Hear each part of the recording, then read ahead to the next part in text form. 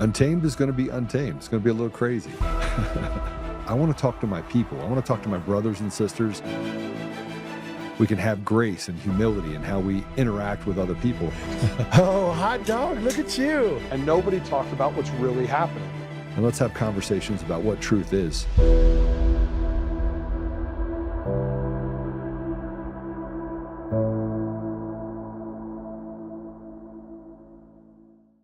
Mr. President, it is time to treat America's elections like the critical infrastructure that they are.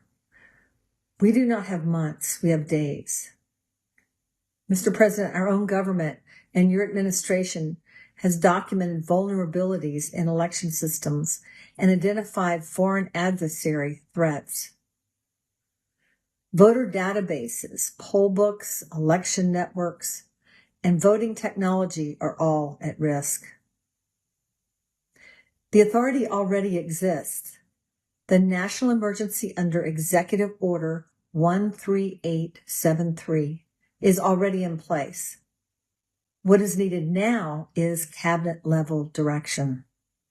Direction of DHS, CISA, the EAC, FEMA, the intelligence community, and Commerce to immediately execute the 2026 mitigation plan found at tinapeters.us. The goal is simple and absolutely achievable, Mr. President. Secure and reduce electronic dependence wherever possible. Preserve physical paper evidence and independently verify electronic results before certification. CISA should issue immediate cybersecurity guidance and assistance to transition all counties to hand-marked paper ballots. And make sure every electronic tabulation is human verified. FEMA should identify available funding for securing the elections. High-risk jurisdictions should receive rapid technical assistance. And Commerce should begin a foreign adversary election technology review. Please, Mr. President, set September 8th as the first deadline and make every electronic result independently checkable. This is a known national security issue. The complete risk mitigation plan is available at tinapeters.us. We still have time to act, but the clock is running.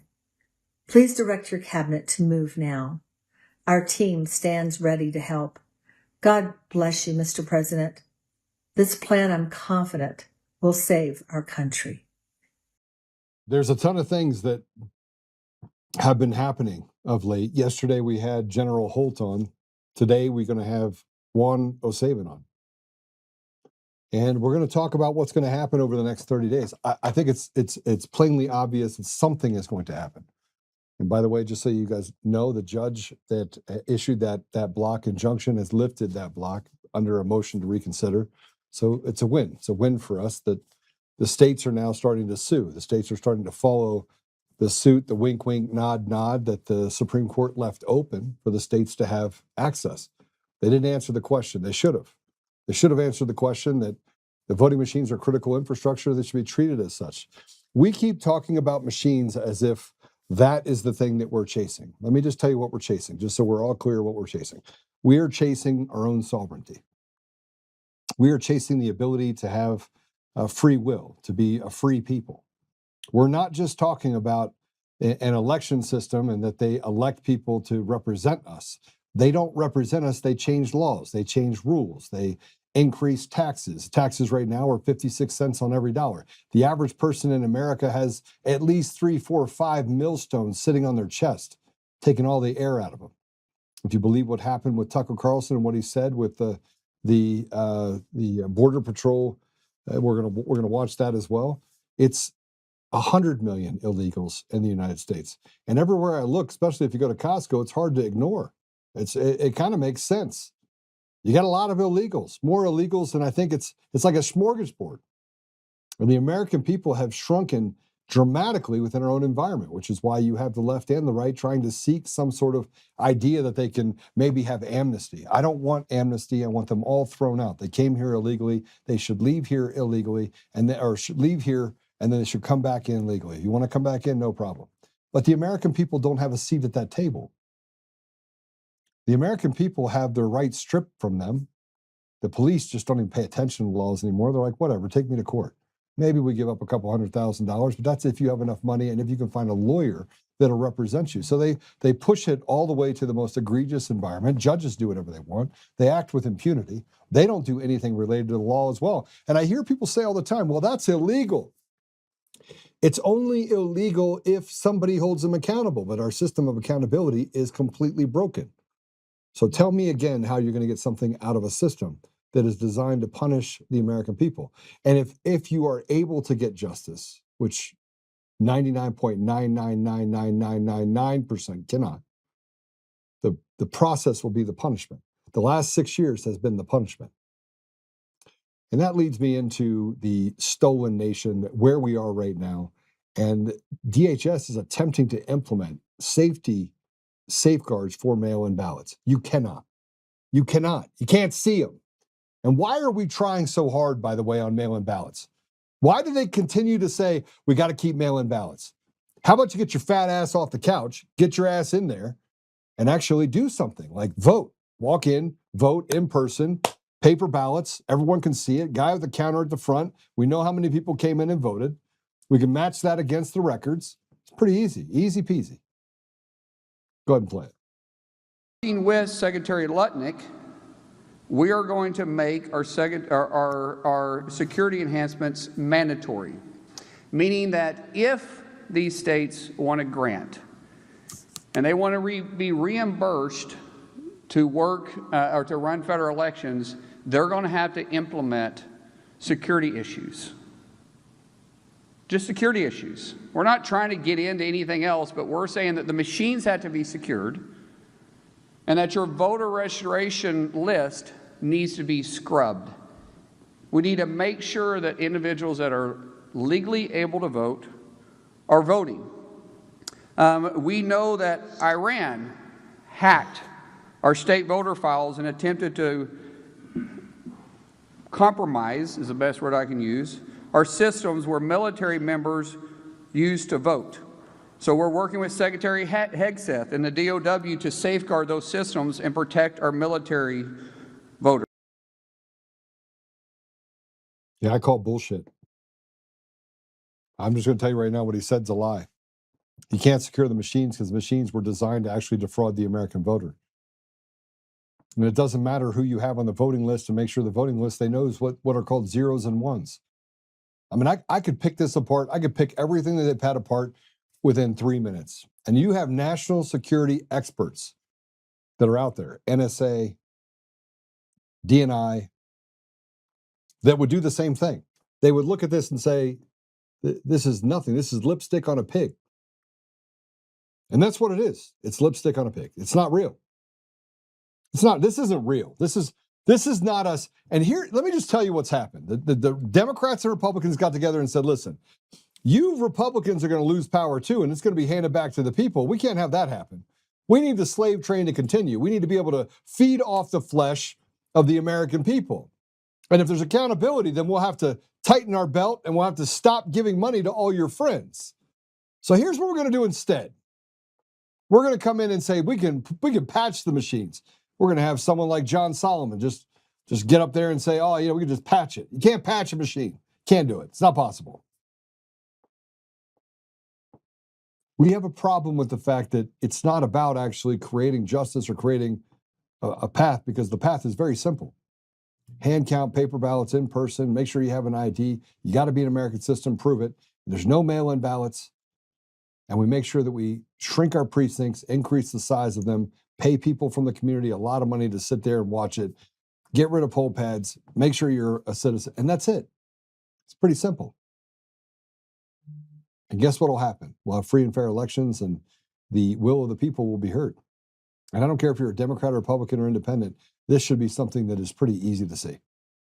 And here, by the way, all the stuff that's happening, you can tell that it's chaos on both sides, and both sides are playing to try and create a negotiation tool in the public spectrum. Here's Attorney General Phil Weiser of Colorado, who went on CNN last weekend because he's trying to protect elections. Look, you could be the biggest retard in the world and know that the things that they're saying that they say aren't real. We need to protect mail-in ballots. For what reason? Get rid of mail-in ballots, you get rid of the lack of transparency. You don't have to harvest them. People that can have their voice be heard, make it so that you have mail-in ballots only for ADA required and or people that are in distress that can't actually leave their home. Pretty easy. Go ahead and play it. All right, so Mr. Attorney General, let's bring you in. Colorado is among the 30-plus states, plus the District of Columbia, that have been sued by the Justice Department over voter data. Explain why your state is resisting the Trump administration's efforts and how it's doing that. Ellie said this so well. The executive, the president, has no business doing what they're doing. This administration continues to peddle conspiracy theories about elections. They're lies. Colorado has safe, secure, reliable elections. We don't need the federal government telling us how to manage our elections. It's our constitutional responsibility. Their efforts to meddle, to undermine how the post office delivers ballots. The president has said about Colorado's mail ballot elections that they're quote unquote automatically crooked. He just voted by mail. This whole thing is a charade. It's political games. It's against the law. That's why we're fighting back. What do you say to critics who are concerned about election security, right? I mean, we know that the election was not stolen in 2020, but Donald Trump continues to put that out there. And for some, perception becomes reality. So some critics might say, well, if you have nothing to hide, why not just put it out there? We don't have anything to hide. If people want to watch how we manage elections in Colorado, we're very transparent. We have Democrats and Republicans who monitor the elections. We are critical in terms of how we have these ballots. They are paper ballots that are managed and counted appropriately. I'm really proud of how we make it easy, safe, and secure to vote. We've got among the highest voter participation rate in the nation. Donald Trump should be praising our gold standard of elections, not attacking us. This administration's efforts, as you say, are part of some set of lies about the 2020 election. It is about targeting mail-in balloting, targeting blue states. It's un-American and it's illegal, and that's why we'll fight back all the way to the Supreme Court.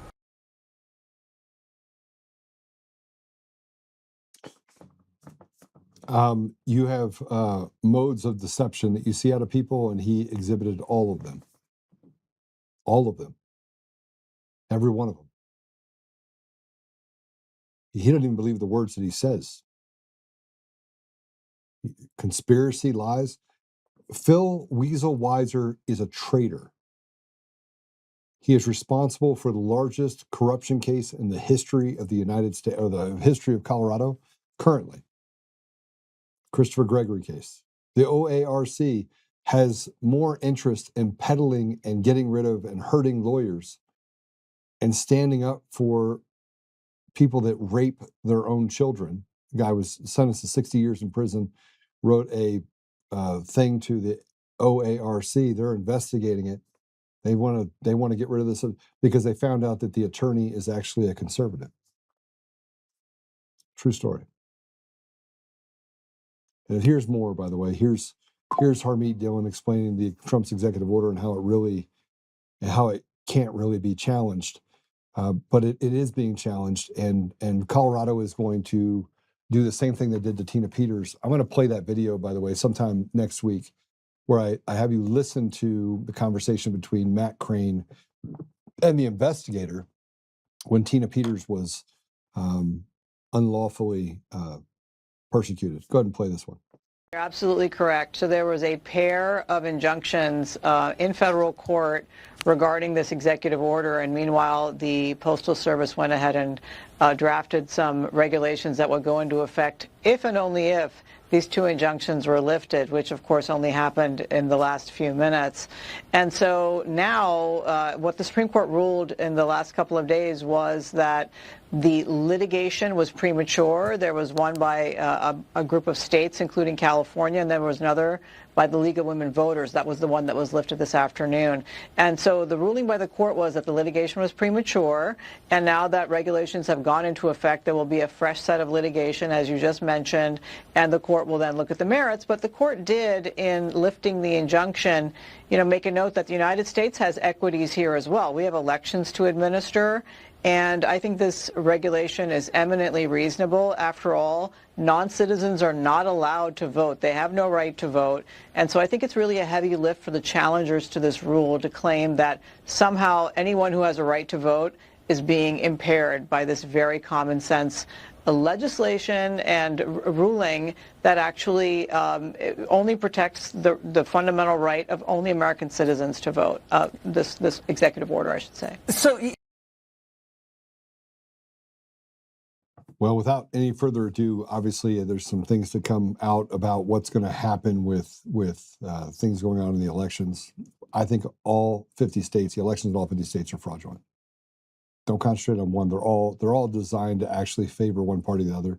You have ranked choice voting and a bunch of other stuff. But we're gonna discuss that with Juan O'Savin right now, and he's probably going to tell us a little bit about what's happening in September as well. So Juan, welcome to the show. Hey, Joe. Good to talk with you again. We both have such busy schedules, and you've had just some fantastic guests on. So it's been fun. You're killing it out there. And then, I don't know, you didn't leave any meat in the bone for me to chew on. I mean, you already covered it all. I got to tell you, it is, we keep going through these same steps and talking about the same things over and over again. And you have someone like Phil Weiser that can get on CNN and say that there's nothing to see in the elections and that they have the safe and secure elections. He didn't go to the gold standard because I think that he's been told to stay away from that term again. But he is parroting the same thing while knowing that he doesn't have a foot to stand on. He doesn't have nothing that they say is true. And the evidence is overwhelming. Well, the first thought that came to mind when he was talking about this bullshit, I was thinking of Tina Peters. So with almost no time to spare, I mean hours, we were able to get help from one particular group over there at PPN, got over $250,000 of donations to go in and to do a recount of one location on the vote where Tina Peters was running for Secretary of State, to see if, in fact, there had been some stuff that was done wrong. We sent Mark Cook up there because they announced with only hours to go whether they were going to do this, test recount. It cost us over $250,000, and shouldn't have cost us a cent. Got there, and the way that the recount was done was totally fraudulent. Met no criteria for a recount. All they did was do a validation that machines were supposedly working with a non-valid method, a non-certifiable method. So then the recount that they did in this one small area, they didn't even do a recount. At some point, that's going to get revisited. Colorado's on notice. We're coming for you. But the reason that I say that is because if you can't even do a simple, tiny sliver of a recount according to the rules, how can you do a whole election? And the reason they didn't do it properly is because they knew that the data was completely fried in that election. They think that the time has expired, but under certain federal rules, it hasn't expired. Watch what happens. Are you at the Trump Hotel? Yeah. I'm actually. I know that floor. Got a view. Got a view. There's the big guitar. There's the globe over there. Yeah. I actually, it was. I left Vegas. I don't know what it was. I think it was Monday, because I'd been here getting ready for our event, and I had to go somewhere. I'd actually left the previous Friday. I had to come back, left, and then had an emergency that came up where people needed to rendezvous with me from other parts of the country on some court stuff. And I said, well, let's just meet at Vegas. It's the easiest for everybody to get in and out of. So they all came back. I just sent people back other places in the country a few hours ago, about an hour and a half ago. There's stuff happening that is so over the top all over the country. And as we, come into this, last several weeks till, the midterms. And, let's see how I can say it. I don't want to annoy some of our friends Yeah. with what I would say, but and most of the audience here knows where I'm at. Even with the executive orders that President Trump has done and is doing, and remember, we did a 17-page proposal for executive order that was on the president's desk last spring. Was actually tail end of March, and the president responded by doing a portion of it. His 107th executive order was March 25th of 2025. Yeah. Signed at 1:07 in the afternoon, by the way. And it ordered that all of the voter rolls be cleaned up across all the counties in the country, county clerks and the governor's supervision with secretaries of state, that they would be able to certify that only American citizens eligible to vote were on the voter rolls. They had to clean them up. They had 6 months. Not one county in the country was able to clean up and certify that their voter rolls were taken care of. So the voter rolls that are used right now, that were used through the primaries, we're just coming out of the tail end of the primary season right now. There's a little bit left that has to be done over the next few days on the primaries, and it's over with. The primaries decide who, between a number of people that get on, the primary ticket. It brings it down to just a couple of people for each office that people get to choose between. But the problem is, if the primaries are flawed, if you don't get an honest vote in the primary, then the only candidates you see are the candidates that were allowed to get through. And if the voter rolls aren't cleaned up, just that one simple part of this, forget the machines, the ballots, the mail-in, everything else. If you don't get a proper primary, then the candidates you're left to choose from in the actual midterms, often cases, aren't the will of the people, because you get bad or worse. And the primaries is where we've actually been losing elections. Most people think it's election day. No, for quite a long time, the powers that be have understood the real place to win an election is in the primary. There's less voters turn out. They're more sensitive to vote manipulation. It's easier. And then if you're Well, hold on a somebody second. that wants to do it, you get your own, both of them your own choice. Go ahead. So I think you're absolutely right. Tina's in 2022 had her primary stolen by a person named Pam Anderson, who had nobody even knew who she was, right? Mm-hmm. And when you have less people that actually vote in the primary, what tends to happen, it happens almost every time, is that they can insert as many ballots as they want. They can create as much fraudulent ballots or phantom ballots or mail-in ballots that get across the finish line. And when we examined the ballots for Tina's case specifically in 2022, I was with her at primary night when I was going through all the details. I was with her. I showed her mathematically. I literally turned the computer and I was like, they stole this election from you. They stole the primary from you. And which led to all the other things that they did. But it was kabuki theater from beginning to end.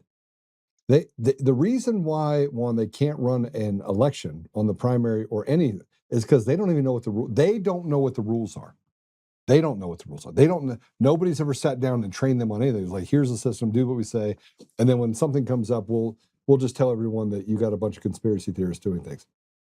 You're right. Primaries things are stolen, and then the same system they use, they can pick and choose anyone they want in all 50 states down from the town council member all the way up to the president. They can choose. They pick and choose who wins or loses. But the Democrats need a weaker candidate, and the Republicans, so it looks reasonable that this loss would occur. Well, let me just, I'm glad you went through that with folks. So now let me just ask this question of all of our friends. Okay.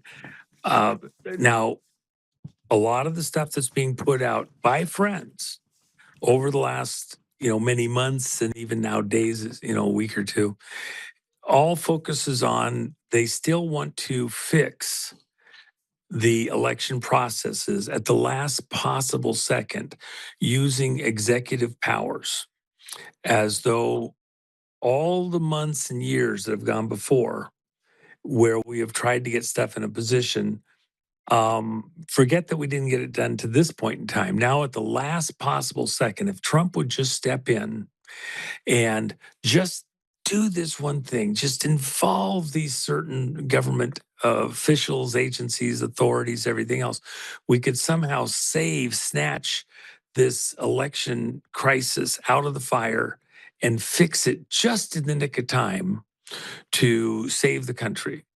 And the only thing that I then respond, I had Peter Tickton on the stage at the Fraud Fighter Summit back in June. And if you listen to that interview, you can go watch it. It's online. After he'd done his presentation, I went up and talked with him on the stage for a moment. And I says, well, concerning this fall election, do you think that this can be fixed in time, or is it going to have to be, like I've said, a full stop? And he starts to quibble a little bit. Well, I mean, there is things. I mean, if he did this or that or the other thing, then maybe we could do it. Now, remember, that's mid-June. And I said, but we already have a bunch of primaries under our belt and a few more coming off right then and there. If you've got fraud in the primaries, how can you run an honest election in the fall? And now you have even more primaries. It says the only solution is a full stop. And then go back and fix the problems. You're going to have to rerun those primaries. And he says, yeah, you're right. Yeah, I know you're right. You're right. Blah, blah, blah. Okay. Has anything changed since mid-June? We've done more primaries. The voter rolls haven't been fixed. So you're going to fix the voter rolls at the very end, but the only candidates you have are in many cases, not everyone, but in enough crucial ones, they're critical. So let me just add this one thing. I was dealing with a particular situation. One of my guys, my chief of staff, Matt, and I were talking about this morning as we were working through issues related to the Storm Summit that's coming. And by the way, there's something I'll tell you before we go that's really cool that just happened. But I said, there was a particular incident that I was directly involved in. And I put out a white paper as it happened on what I was concerned about that had to be addressed immediately. And there was a full grounding of aircraft of that particular make within the military stuff that happened a short while later after they understood what the issue was and what the risk was. When you detect a problem within operations that could, have loss of life, loss of aircraft, things like that. It could be on a carrier. For example, we were talking about a particular incident that both Matt and I were aware of on one of the carriers that he worked on.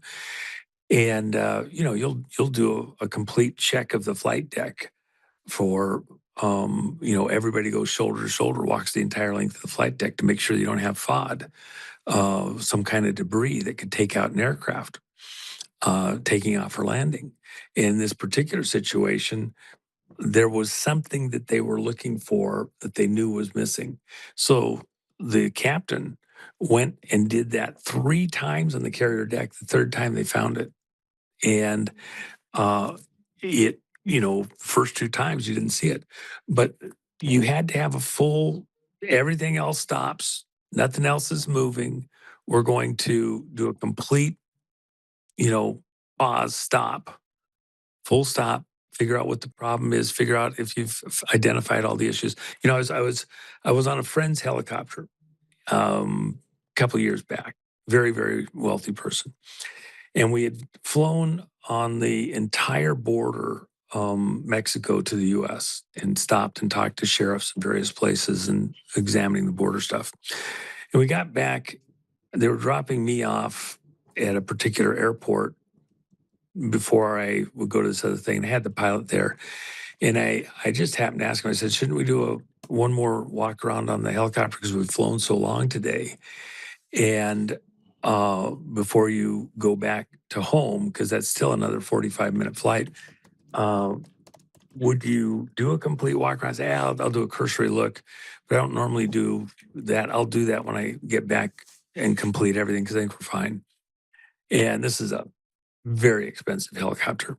And so I says, well, why don't you show me what you would look for as we go through? So he's pointing out, well, this is 1, this is 2, this is 3. We get to this one thing on the, this is one of the ones that has a ducted fan on the back. And so he's telling me that we look for stress crack and in this blade route. And because I crew chief on one of the fastest, probably the fastest jet car in the world, I understand these things. And so I'm looking at it and he said what he was looking for, and he's on to the next thing. And I kind of stood there and looked at it. I looked closer and I said, oh yeah, I see 1, 2, 3, almost every blade had a stress crack. It was very, very minute. And I called him back and he says, is that what you're looking at on the stress cracks? And I get my phone up there, take a picture of it. And he's looking at it, and then I'm blowing it up on the phone. He's like, oh shit. And yeah, helicopter's grounded. When they got back to the manufacturer, they had the repair on that helicopter was like $600,000. And every single thing in that area, and then some other areas, I found other stuff that had some maintenance required.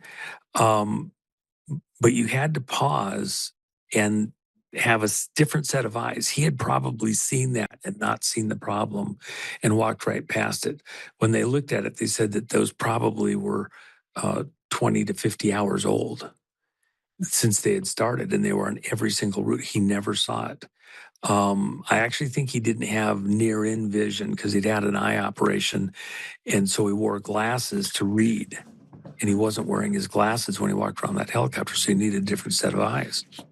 Elections are not that much different. And at this moment in time, with the national security at stake, that people could continue to be in power or get into power who do not have the best interests or the Constitution in mind, the contract between the American people and their government. They have their own monetary interests, political business interests, et cetera, in mind to feather their own nest. At this moment in time, knowing what we know about the problems in the primaries all across the country, people screaming bloody murder all over the country, you're not going to fix it between now and Election Day. You are not going to be able to do anything of substance to fix it before Election Day. You can do cabinet people, you can do all the various government people on, even if, we're going to go to paper ballots. No, you're not. The reason you can't is you can't certify at this late hour. You cannot certify across the nation at this late hour a hand count paper ballot. And even if you could, the problem is that I have to send a call to outer space there.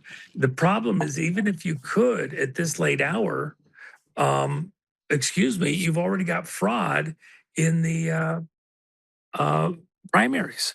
You can't fix those primaries right now. You're just going to go ahead and put people into office that didn't get there through a legitimate primary ballot vote. Are you kidding me? So Juan, I think we have to.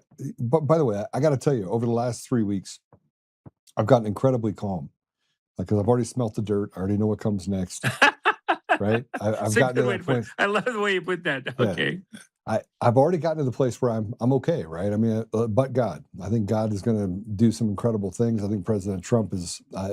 I feel like the next 30 days are going to be revealing in a way that we never thought would be possible, right? Mm-hmm. And we know that the elections are fraudulent. We know that there's kabuki theater. You have people that get on TV and they can't even hold it together. They show the signs of deception, like you just saw with Weiser. And but here's the stark reality. I can't go anywhere without talking to Democrats, Republicans, Independents. I walked into a store just yesterday, and a guy walks up and he shook my hand and said, "Joe Oltmann?" And I said, "Yes, yeah. What can I do for you?" He goes, "I'm a Democrat," and I was like, "Okay." And you're waiting for the other foot to fall. Yeah, we get slapped or what? Yeah. And he goes, "But you're right about the elections." And I was like, "Listen, look, you can hear." He goes, "I don't believe you're extremist." He goes, "I believe you're an American." And I was like, "Well, thank you." And he goes, "And I listen to your podcast. So, Robert, I'm just saying hi to you right now. Thank you. Thank you for the time you took and the civility." He goes, "We disagree on things." He goes, "We disagree on," he said, "we disagree on abortion. I think it's a woman's right to choose." He goes, "But the absurdity of making it so you can kill a baby at 9 months." He goes, that's sick. And I asked him this question. I go, "What do you think the reason was? What do you think the reason is that they won't pass the Save America Act that 85% of the country, Republican, Democrat, Independent, want it? Why won't John Thune and why won't they do it? Why do they keep standing up saying they're protecting the American people when 85% say we want it?" He goes, "They're all in on it." And I was like, "You believe that?" He goes, "I have voted Democrat for 40 years. I said, "Who'd you vote for in 2024? He said, "Trump." And he goes, "And you know what? There's a lot of Democrats that did. And in Colorado, there's no way that we bucked the trend." And by the way, he's a scientist, and I think a scientist. I might have just appropriated you, Robert, to a scientist. He's a doctor. He's a doctor, and I got that from just some of the things he said. But Juan, we know that the elections are bad. We know that there's nothing they can do from a standard standpoint in order to get to paper ballots. We know it's gone too far. Well, everyone knows that. Does that open the door? And I said this to General Holt. Does that open the door for President Trump to come through with another sweeping effort that shuts down elections as they are known today and creates a standard by which we have different elections in November where it looks different? Okay, let me help you out here, and just so we don't lose people. And by the way, I've had the same experience with several times, including with a very well-known Hollywood personality that everybody in the audience would know, who we had a conversation over the weekend, and they were like, "I hate Trump. I just hate his guts. I hated voting for him." Because I can't vote for Democrats anymore. I just, I want certain things, but I want to be reasonable, and stuff that's going on now is just completely unreasonable. So in his mind, he was holding his nose, but he voted for Trump because he wants the country to survive. I thought that was just kind of, but, and by the way, that person's coming to the Storm Summit. I haven't got my invite yet, but I figured I was invited. You told me I'd be there. Yes, get down here. Come on, man. This is going to be epic. In fact, I was on the phone today. Can I ask you a question? I got to ask you. Yeah. Somebody tell you to keep me off the stage? No, never. Okay. All right. Nope. No, it's, we're so packed with the stuff that I have. I've had several really close friends, and I've had like, oh my gosh, how am I going to fit this in? We did the Fraud Fighters, and we added another day because there wasn't room to get everybody on that wanted to be there. People have lives that can't just take off for a week, and so that was why we did this second summit so close together with the first. I mean, we're right there before the elections. And by the way, all these beautiful people, we're not paying anybody to come speak. That's why I'm able to have such a low expense, just trying to keep it right to the bare ass minimum of cost. None of the speakers have asked to be paid, and there's some pretty amazing people. I got Roseanne Yeah. Barr coming. I'll tell you that. Let me just sidetrack for a second. We'll come back to the elections in a Okay. moment. All right.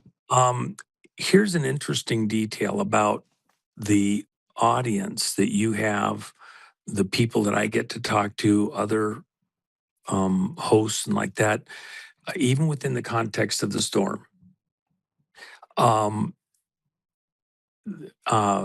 Several of the studios, not just one, I was talking to that are the big ones, the big ones, and related to something I'm doing with Roseanne and related to some other issues.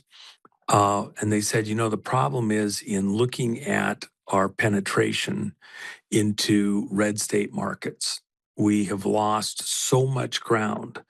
People don't want to see the movie types that we've been making. And so people aren't going to the theaters. And even when it gets out to the other forms of distribution, the various online stuff like that, we're not getting viewership. And the problem is that, we live on advertising. We live on these other things, especially in the secondary markets. And if it's not happening, we're toast. So this is only indicative of one studio, but I've had it from several with the same thing. They want to get access again to what they call red state markets in their determination. And the context is Sound of Freedom. I did something, I brought in a bunch of the podcasters and like that, only had 4 days notice, said, come on in, I'll show you the movie for free.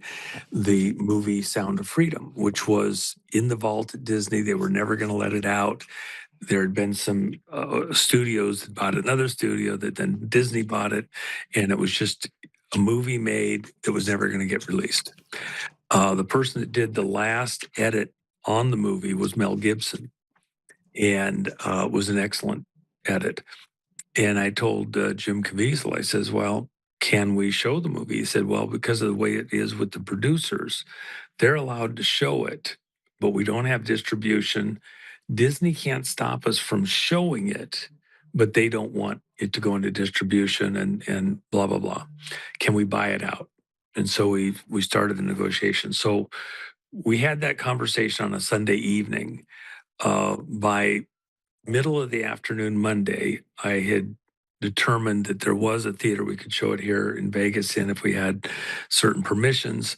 I got a hold of another friend of ours who called the head of the one of the three big distribution companies in the country.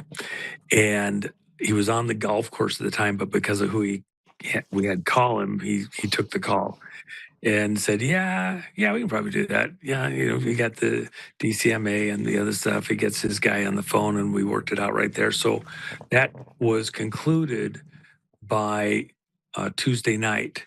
So on Wednesday morning, I told people across the country, and I did probably 20 shows over the next 2-3 days, and said, people want to come in, we'll cover it. We invited all the hosts like that.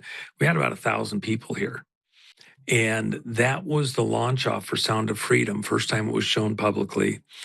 And then, there was like little conclaves of 10 or 20 people that had seen it, but never a big thing.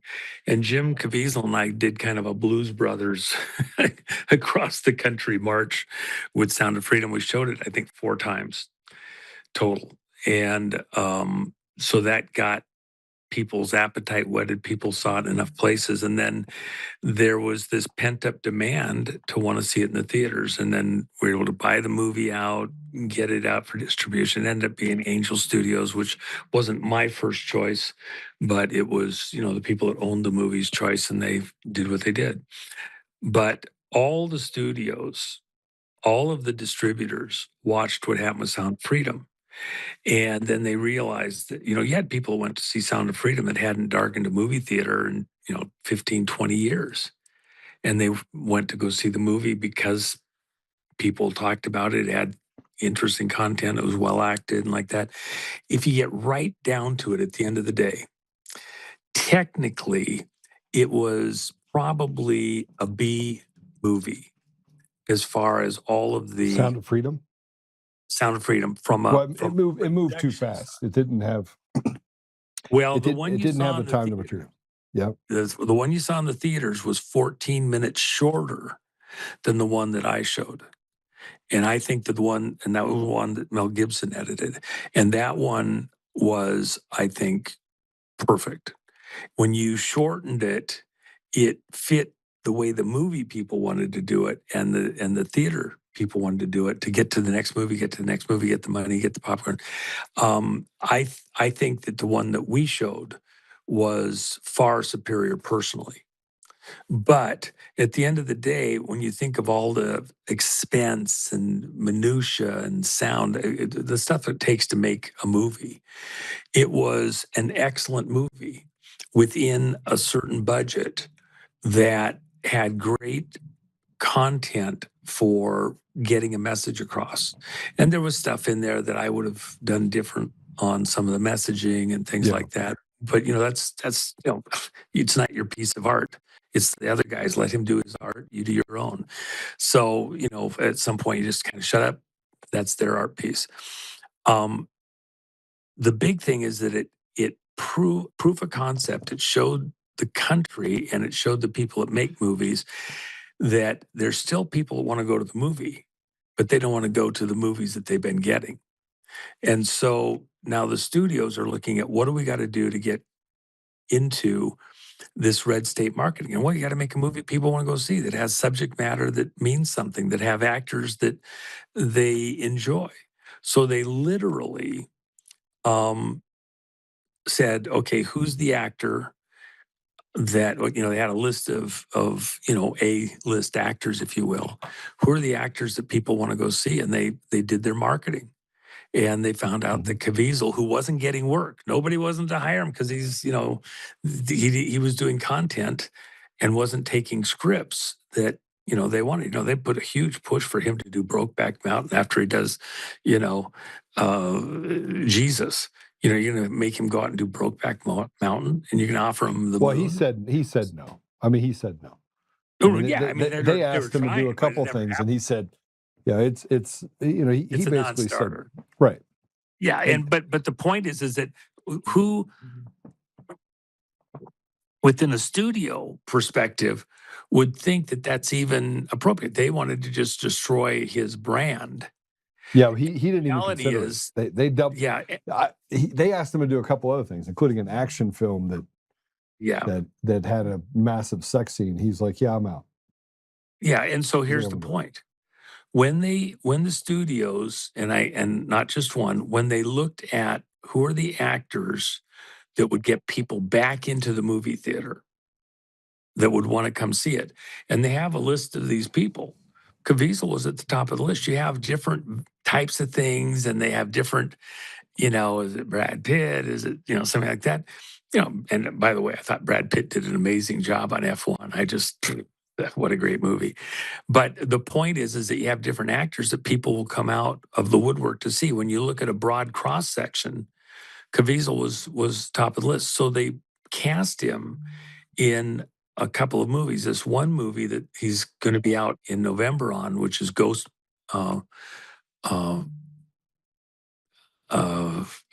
Ghost Patriot, I think it is. Ghost Soldier.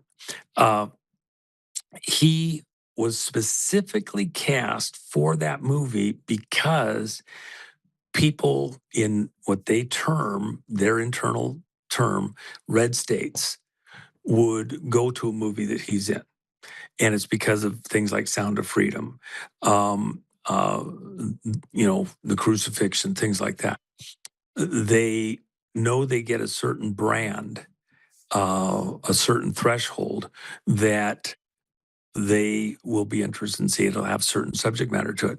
So now Sony has taken the movie Ghost Soldier that Caviezel did, and they have it out for distribution in November. Then Sony went an extra step. This is really pretty unheard of for this audience. Think about this. They're not, who do they want to try to go to try and help get the community to want to go see the movie? Do they go to the sci-fi stuff like they would with, a Spider-Man or something like that, Opticon or, Comic-Con or whatever? Do they go to, even in the advertising, do they go to, NASCAR? By the way, NASCAR is about advertising, not car racing, just so everybody knows. It's hard for them. They're trying to figure out, how do we get back into the markets where people have stopped listening to what we're doing, or do we advertise it, say, on CNN or NBC or something like that? It's kind of a patriot movie. So they don't really want to do it. They want to do medical commercials. Where are they going to find a place to even tell people about the movie, except people are already going to the theaters? So you're not going to get new people viewing it. It's just people that saw the trailers in the theaters. So literally a week and a half ago, Jim calls me, we talk. Then the producer of the movie calls me, we talk. Then Sony calls me, we talk. And we actually worked a deal just a few hours ago. And we're going to show not the whole movie this time.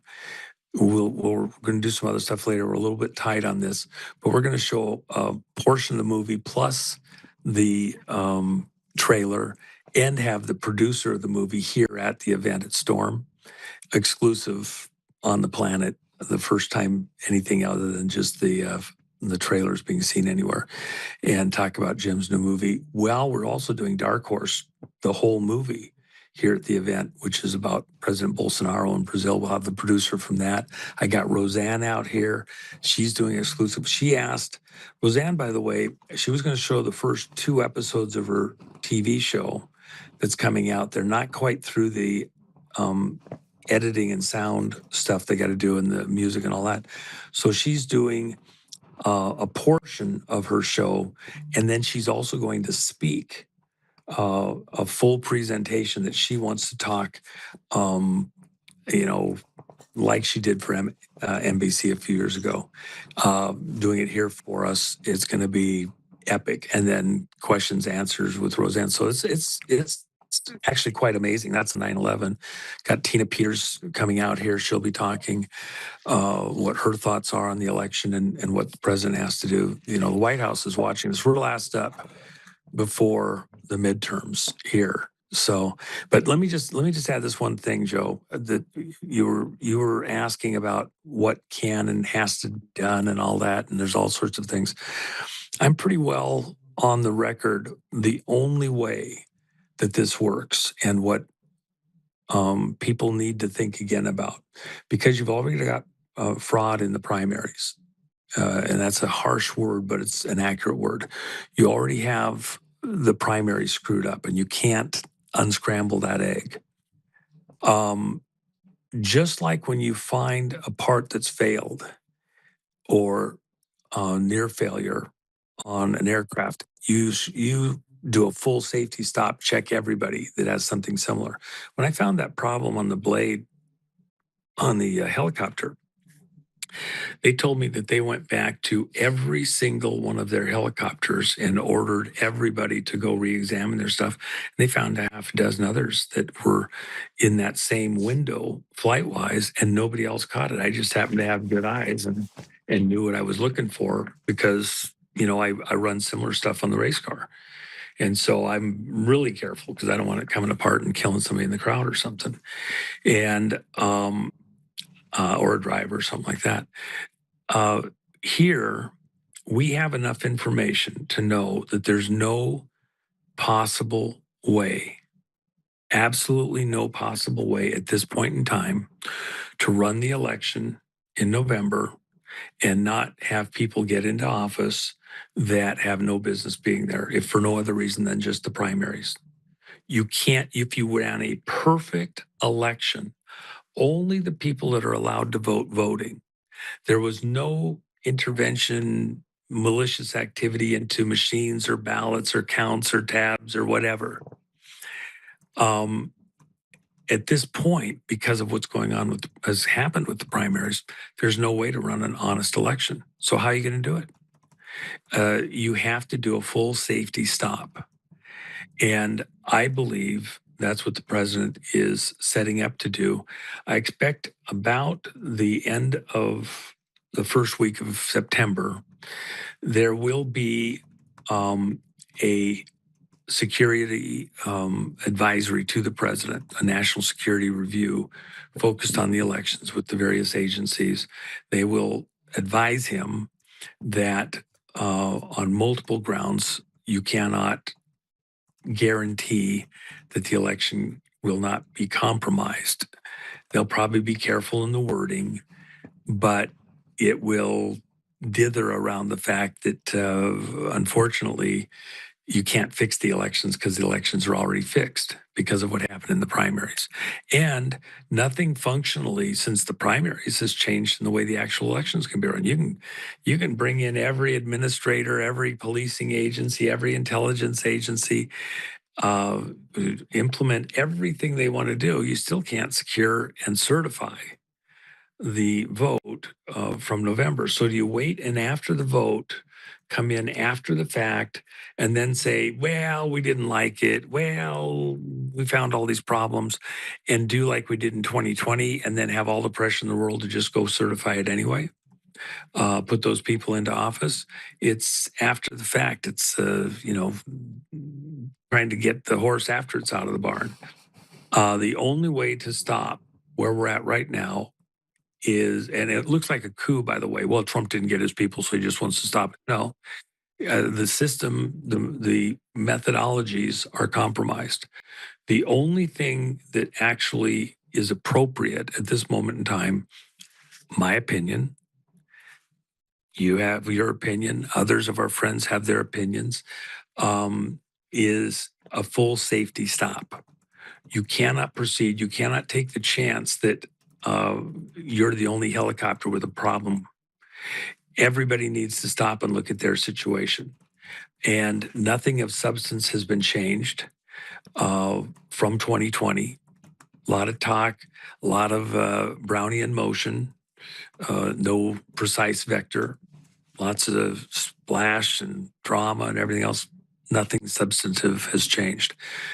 A full safety stop, and then go back, redo things, and rerun the election. It's for national security because others from outside the country, plus people inside the country who have self-interest, are manipulating the way the elections are run and the outcomes that are allowed to occur.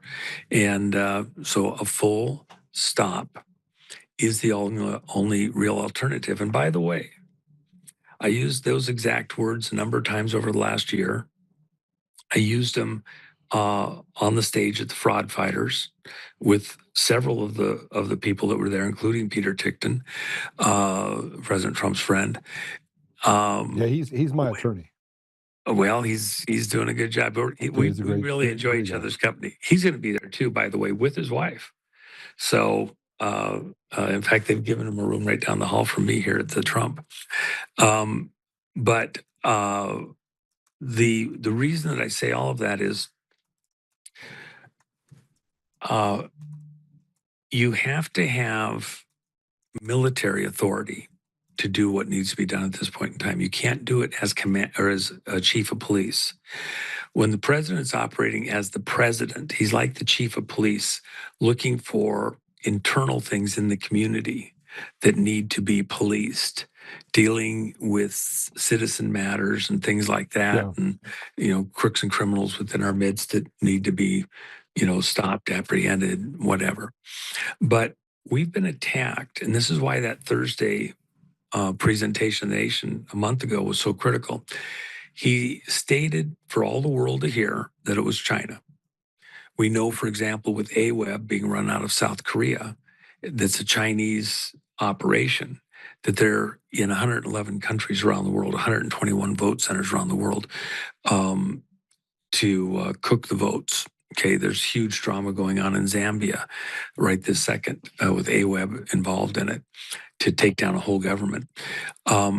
With all of that in mind, what we're really looking at here is a militarized vote counterfeiting operation. Counterfeit votes are way more valuable than counterfeit money. Orders and orders and orders of magnitude, because if you get the vote, how the money gets spent, who gets to spend it, is in the hands of the people who get in those elected positions all over the world.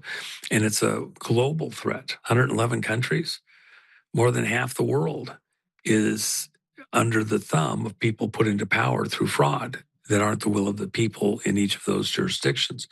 So the only correct response isn't as administrator. It's not an administrative response. It's not a chief of police response. We're under attack. The only proper response at this moment in time, with the proper authorities to bring a full stop, are not within the policing and internal mechanisms of the country.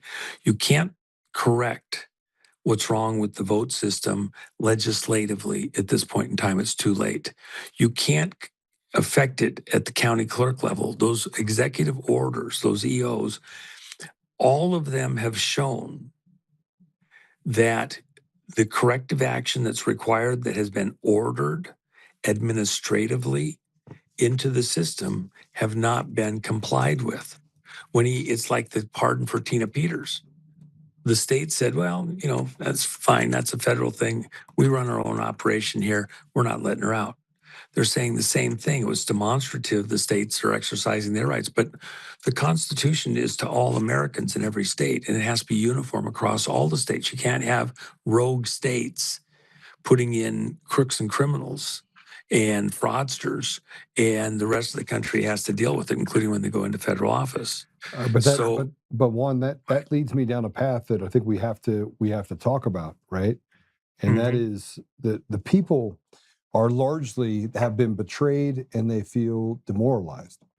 And I'm sitting here watching the comments as we're talking in certain areas. By the way, say hello to the Roku. Roku has become one of the biggest boons for us.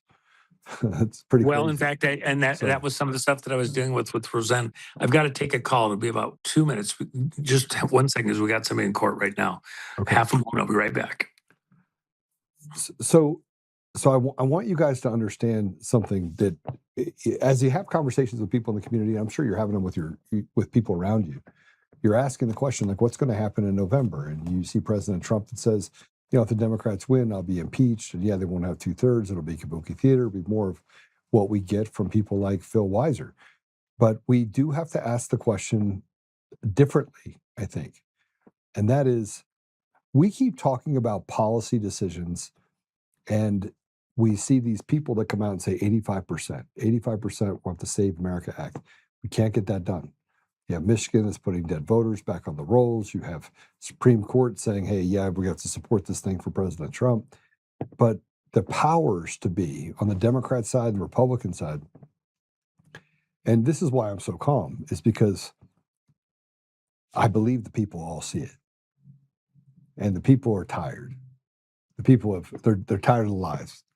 They're tired of the deception. They're tired of the media telling them what they have to do, and the kids can get, the women can play, or men can play in women's sports, and they're tired of catering to or even discussing the ridiculous. We have fatigue. We have DEI fatigue. We have foreigner fatigue. We got Muslim fatigue. We got Israel fatigue. And we should. We should. Because the American public, as we see it, everything that the CIA has touched, they have destroyed. Everything, without exception. And if you look historically, which is what we talked about yesterday, it's hard to ignore just the amount of degradation that these apparatuses that go unchecked have been able to create. How much chaos they've been able to create, not just here in the United States, but globally. And if you start putting the pieces together, if you're more than if you can think in complexities, and even if you can manipulate AI to not stay within its basket, you can look at the fact and ask simple questions. If you're into that type of thing on AI, such as, hey, who's running the country? Who's running the world? Why is it that this, cutting off your body parts and changing genders is something that has permeated cultures around the world. And it will tell you that there's a group of people that actually run the world that have decided that chaos and destruction is something they seek. Now, if you go back to the World Economic Forum, they said they want to cut out 90% of the population. People like Yuval Noah Harari, it says that, we're going to become the gods, right? They've pushed this thing to destroy Christianity while propping up Islam and propping up Judaism, right? And saying that Christians somewhere along the line are the problem. And in the middle of all that, white people are the problem. Because white people, by the way, as most white people who are worth any amount of salt are self-starters, and we're incredibly brave. Like or stupid. I guess stupid is another word, because we'll run into a firefight, right? We'll run into a firefight. That's not to say my black brothers and sisters won't do the same thing. They just won't ideologically align for something that actually has reason. In places like Somalia, let's talk about Somalia. They have single-digit IQs. They talk about American black community, very, very smart, but has been taken every opportunity away from them and sold the idea that, genociding your entire next generation is the right thing while creating a school-to-prison pipeline. That really happened, cutting down opportunities, eliminating education opportunities, and then telling them that it's the white people that did it, which is not true. It's the white liberal. It is this ADL, SPLC, all the people that say that they're here to help. Those are the ones that are literally standing at the door saying, do not let them learn math. Because if they learn math, they'll understand that we statistically are against them while we're telling them that we're trying to help them. So I look at the elections in a similar fashion and what's happening in November in that same fashion. Just let me know when I have one back. I look at it in the same boat. Our elections they're just fraud. There's nothing left to talk about. But they have kept the argument going by debating the ridiculous. And frankly, we haven't worked the problem yet. We haven't gotten to a place, we'll talk about it, but we're not going to be about it because we know what comes next. And I will say it again for the John Nances of the world and Kardashian Patel. I want to say this very clearly, okay? We're not going to vote ourselves out of this. You can't vote yourself out of it. And the American people are taxed to a point where they have no Second Amendment. You're not allowed to speak now because they can get you for a hate crime or disorderly conduct. And you've been pushed into this position where you're supposed to sit down, shut up, slave. And it's not blue states or red states. It's all states. It's all states across the board. The judiciary's rotted the court. They have immunity. Everyone's got immunity except for the American people. The sharecroppers, who, by the way, don't even own their own property or land or house. Because if you don't pay the tax to the government, they'll just come take it from you. That's the reality. Juan, welcome back. Hey, I apologize, and I've only got a minute. I've got kind of an emergency with people All right. preparing for a court thing here in a few minutes. But let me just say this: rather than say it as just a declaration statement, it's got to be my way or the highway type of thing. Do the mental gymnastics is what I would ask your audience and some of the other great podcasters that are out there, et cetera. How from a administrative side, governors, clerks, president, legislature, courts, where's the fix? We've done all of those things. We're in really a national emergency situation where the viability of the nation is on the line. We've been invaded. You can blame it on whoever you want to. I don't care. The fact of the matter is that on the numbers, we're on the ropes. And, I've talked about somebody that was pretty close to me that'd been doing work with me for 20 years. I didn't know he was here illegal. His whole family's here illegally. He had an honest conversation with me over a year and a half ago. And I said, the only real way he wanted me to, help him politically or something to somehow fix the situation. I says, only way that I know of is you have to leave the country. You take your family, you leave the country. He had a ranch he'd been paying for in Mexico for 20 years. He'd been here for like 22 years at the time. And I said, go back, start the process, including your kids that are in college, to come back in legally because they were born outside the country. He brought them over, 2 young kids that are in college here. Go out, apply, and come back in. America's going to want and need a huge majority of those people for what's being done as we reindustrialize America. But you come through the front door, you don't have to look over your shoulder. We're not going to be not needing those people here. We need many, many, many of them, most of them. You just got to come through the front door. And the ones that are the true bad guys, we got to be able to weed them out.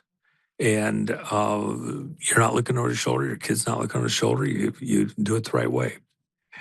Beyond that, the only way even there that you're going to be able to move the people out of the country, which, the number they used internally is 107,000, by the way. I thought that was 107 million. I mean, it's over 100 million. It's 107 is the number that's being quoted internally.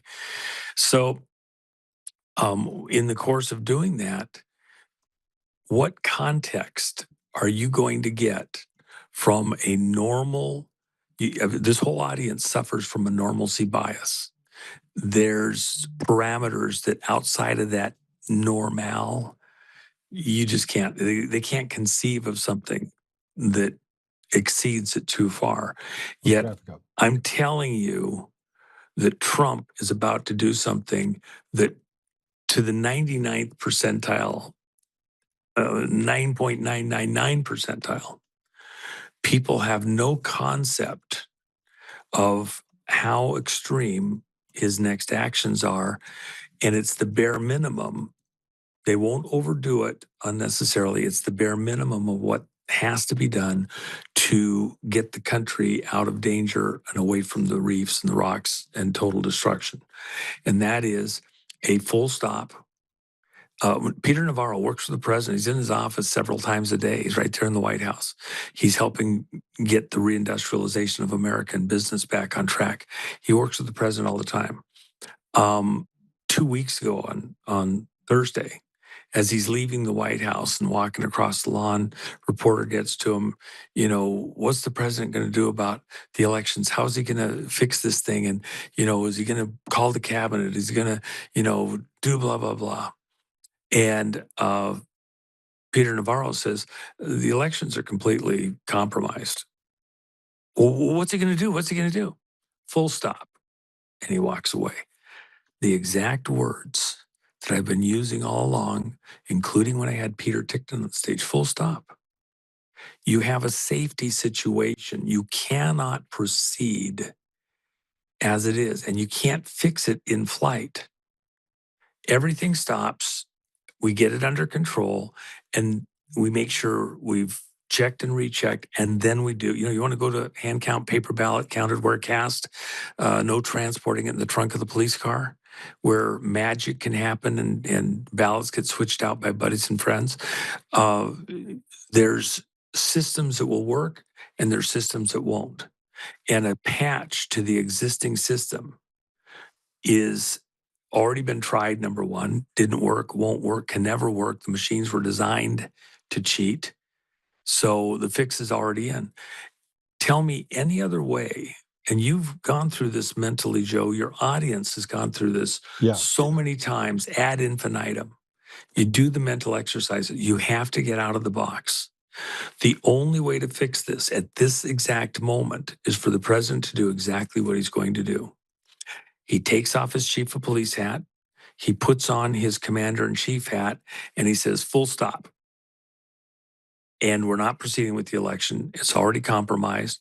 We have to rethink all of the systems, and we need to do a pause. And I use the word pause for a reason. It helps people understand we're going to have elections again.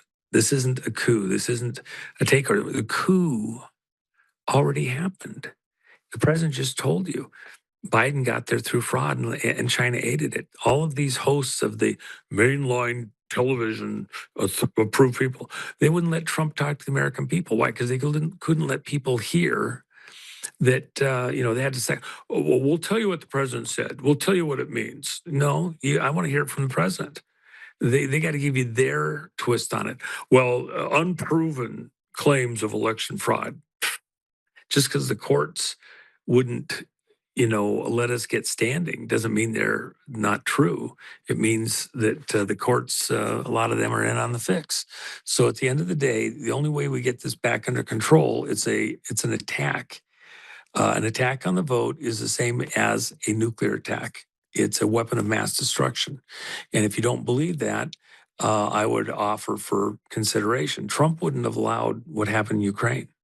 You have millions of deaths in Ukraine. You could have blown up Ukraine with a couple of nuclear bombs and not killed as many people as have already died in that conflict. Trump wouldn't have let that happen. And that did happen because of who was in power here in the U.S. at the time with the Biden stuff. So, and by the way, just last thing, and then I apologize, but I've got to fly. I've got something cooking in the background that's urgent. Trump isn't going to declare a new emergency in what he's about to do. The emergency that's still in play, that virtually nobody fully grasps or understands, is March 13th, 2020, he declared a national emergency related to COVID. Yeah. March 15th, he sealed up Cheyenne Mountain. Biden came in later and said, oh, the emergency is over, it's all clear and all that. Well, within the context of the way that Trump is working right now and the way that the 54 code is related to bringing on nuclear deterrence and options, including continuity in government, COG, which is what Cheyenne runs off of within those authorities. At the point that the president switched hats to commander-in-chief and declared a national emergency, when he left Cheyenne, just so you have context, after declaring the COVID emergency, he said, it may be that America has just been attacked. He said we, but America. It may be that we're already at war and don't realize it yet. Therefore, out of an abundance of caution, I apologize, I had a call coming in. Therefore, out of an abundance of caution, I'm sealing up the mountain. We may be at war and not realize it yet. Well, when President Trump declared to the world on Thursday night a month ago that China had attacked us within the elections, he was making a declaration that we are, in fact, in a state of war. And in the way the 54 code is written, once the national emergency was declared by Trump, you could not have anybody but the commander-in-chief stop that emergency. And they did not transfer power for the purposes of nuclear and beyond to Biden. That's why Mar-a-Lago happened with the raid, and they were looking for the biscuit, and they never got it. Trump memorized it. He left it at Cheyenne Mountain. That's why he did the cognitive thing out in the open in spring of 21 after he'd already left office. Other stuff that I've talked about in depth with other shows and other places, people probably already heard it. But with that in mind, the emergency that's in play is the COVID emergency. Biden couldn't shut it down. And the reason is after 365 and a quarter days, the authority of Congress to shut down the emergency expired. Only the commander-in-chief who declared it can stop it, or the three generals inside Cheyenne Mountain, because it assumes that normal governmental control has been compromised. We may have already been invaded by the enemy. That's why Trump showed the flag with the blacked out stars twice during rallies, which means you're in enemy territory. Don't trust anybody, even if they're in a uniform, because we have infiltrators. You're an occupied territory, operate accordingly. That's what those flags mean, and Trump uses the language of flags, semaphore. So he's put several things in plain sight, but they weren't obvious to everybody. It's a back conversation, even why the balloons came over America. They couldn't, with their LIDAR, ground-penetrating radar, see through the dustified layer that we've been spraying between 29 and 33,000 feet. We can jiggle it in such a way their satellites can't do ground penetrating radar. So they had to get below that layer with those balloons to look at our military bases and see that they were in fact closed up and that Biden didn't have control within certain nuclear command to verify what they were afraid of. They just couldn't believe it themselves. China couldn't believe it. We're in a war, and most people haven't understood that. It has been declared, but Well, it listen, just if hasn't we're been if we're in a obvious. war, if we're in a war, then that would explain the lawlessness that we have and the fact that radical leftists are allowed to get away with what they're getting away with. But the people need to be able to take up and protect in a war their forefront, right? And it's not happening right now. And Well, hold on. Let me just say this real quick, Joe, and I apologize. I just have to. I've got people who are waiting on an urgent matter. I've got to address real quick. Here's the deal, and it's worth you and I even visiting this again for your audience, but even letting your audience do the mental gymnastics with you. There has been the real problem is that the public needed the intervening period from the 2020 election, the J6 stuff, all the things that have happened in between, including the criminality that's occurred already through the primaries and the vote stuff, to bring the public along. You have to have the consent of the governed, and you have to but have these 85% conversations. want this done, and they still won't do it. So there is no It's government. not. Hold on. They're No, not. no. The number, just for discussion, you have to have 80+% in agreement. They don't have to be perfect agreement, but they have to be going generally in the same direction. Real numbers, when we game it out, and this gets gamed out daily, 1,000 times a day with tiny differences. Remember, Trump said he was invited to run. Who invited him? He also said that 200 generals. They had to have the legal authority within the presidency, the office of the presidency, and commander in chief in order to do things that have happened since. And in gaming it out, you have to have 80+%, a very precise number. Real number of agreement amongst Americans is still well under that threshold where they kind of get it in the same, in a common enough way that it works. If you're below that number, there's risk of going into civil war. And that's, America can't really survive that in the way that we work today. So that's in the Pelosi testimony from the J6 stuff a year after January 6th in the Pelosi testimony. What did Trump do after Sidney Powell and the Flynn brothers and everybody cornered him in the Oval Office on December 18th and the wee hours on the 19th of December 2020? General staff and a couple admirals came in, consulted with the president, and in this attempt to push him to sign an insurrection act, they said, you can't do it. The public isn't ready for this yet. You will push us into civil war because They're there ready wasn't. for it now. Well, we're pretty damn close. No, and I agree with you, but we can't I'm take the a data chance.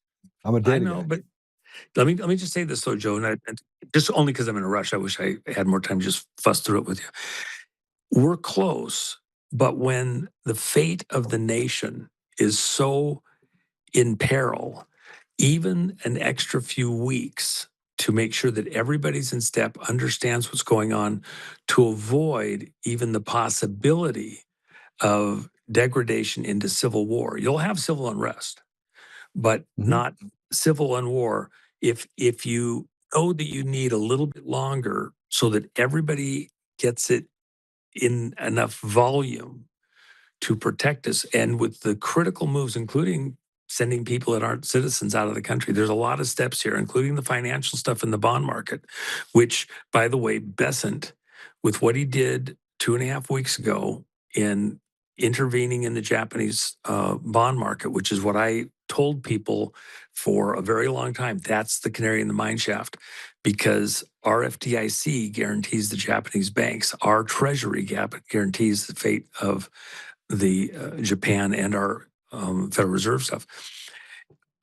Besant started the backfill to protect that, but he doesn't have to report the numbers until November 3rd, which puts him after what I believe is going to be a declaration of understanding of the national emergency. And then let me just add this so that we can protect the economy. Let me just add this one thing. The declaration of a national emergency isn't new. I started to say this a second ago. When President Trump declared the COVID emergency, they had a year. Congress had 1 year, 1 calendar year, with a 2/3 vote of the House and Senate to overturn that and to negate the national emergency. After 1 calendar year, Congress cannot, by any means or vote, override the national emergency. It assumes that we may have been overrun as a nation. So the only persons that have authority to overturn that national emergency is the commander in chief who declared it, or the 3 generals. If something happens to that person, they're unable to function for any reason, then the 3 generals running the Cheyenne operation, which is actually 100 facilities, not just one. Within that context, the COVID national emergency is still in play. And when Trump and COVID was never about the common cold. It was always about the elections across the world to make us go into their digital stuff and everything else. It was always about elections. So we're in an election emergency. It was already declared back to COVID. We're just now coming up to speed. And you're right, the temperament of the nation, even in places that were totally blue, soaked through and through, et cetera, is going away.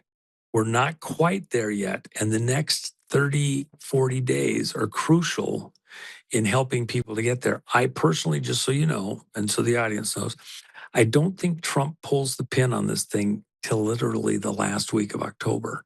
He lets the early voting start. There's others that, have been on the record. That means that the elections are not going to, that was my question. Are the elections going to happen in their purest form? Are they going to happen the way we think they are? I don't think they will. I don't think the elections will happen. We totally agree there.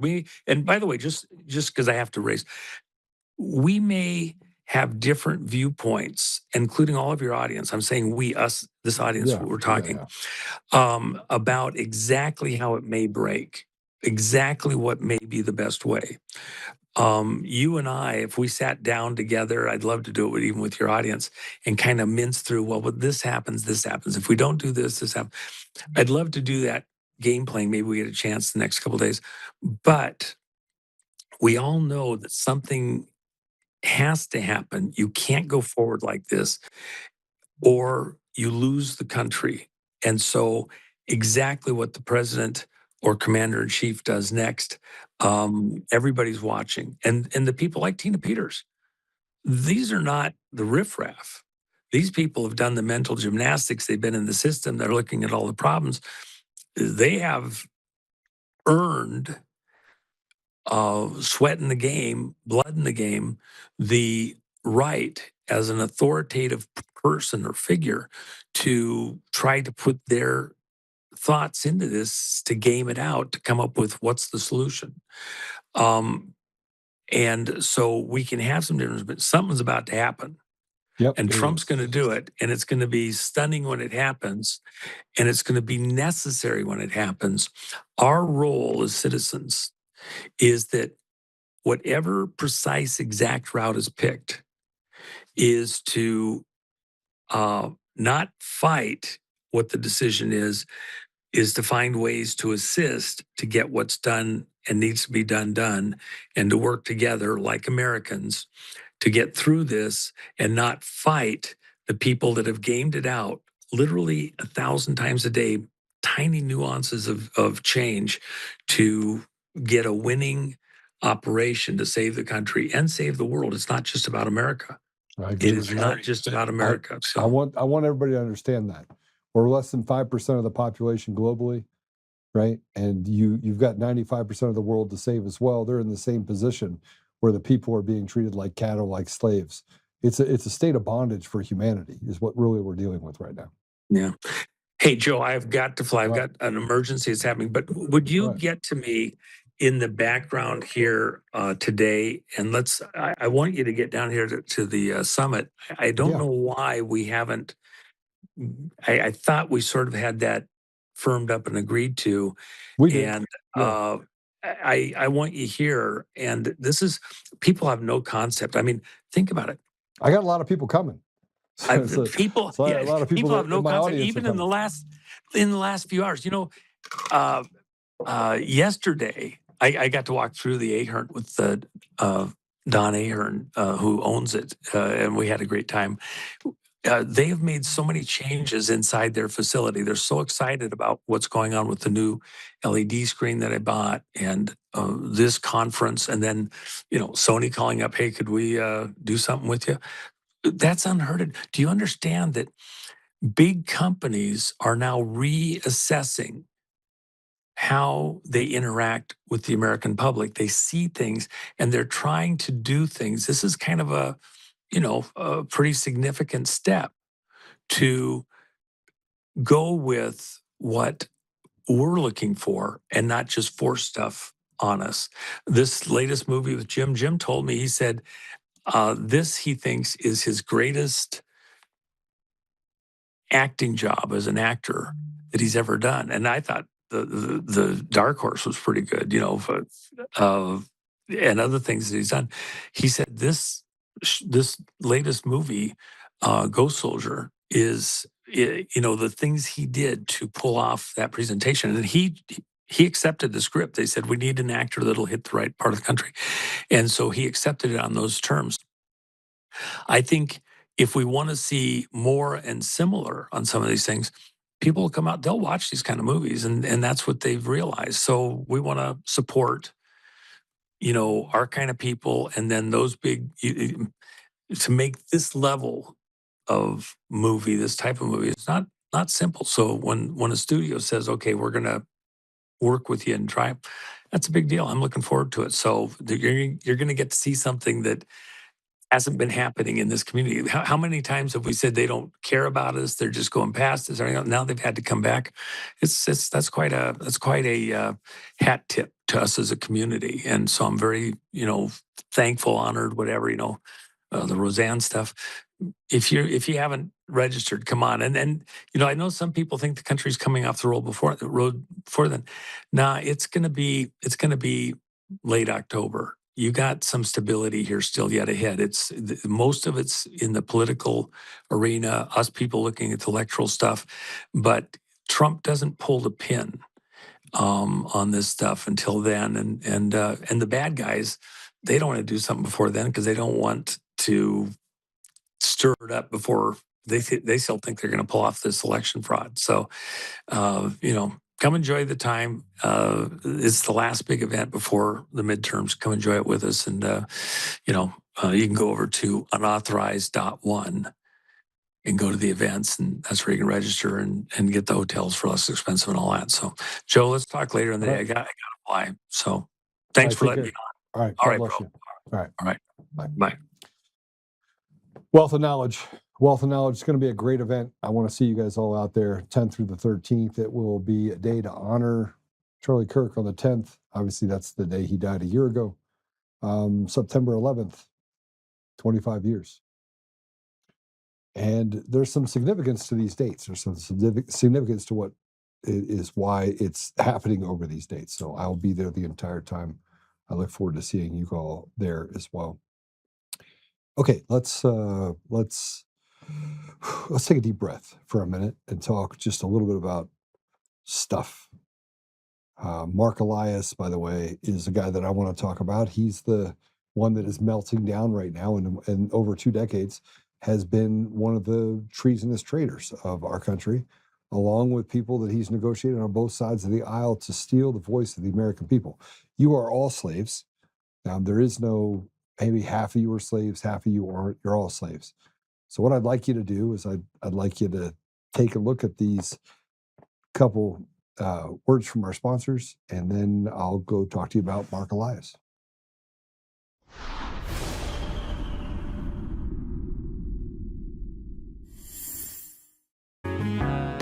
Oh, hi. I almost didn't see you there. Welcome to DCF Buns, where you can find the freshest buns in town, if I do say so myself. Oh, our master bakers teach class every week.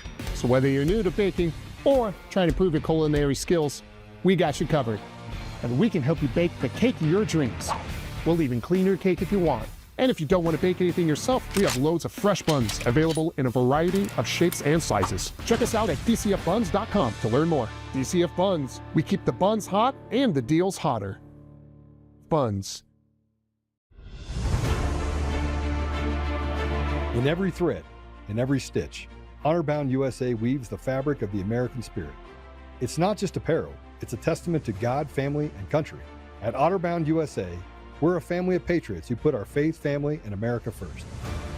When you visit our website, you'll find a line of products that embody our commitment to pray, stand, speak, and act. As the official site for the Untamed podcast, all of our products proclaim speaking the truth with courage. We also have the powerful documentary from Professor David Clements, Let My People Go. Identify yourself as one of the few who are willing to stand for what they believe in. Join the Honor-Bound USA family today. Wear it as a badge of honor, commitment to the values that shape us, and a pledge to the bright future we will build together. Because when you're honor-bound, you're not just wearing a brand, you're embodying a lifestyle.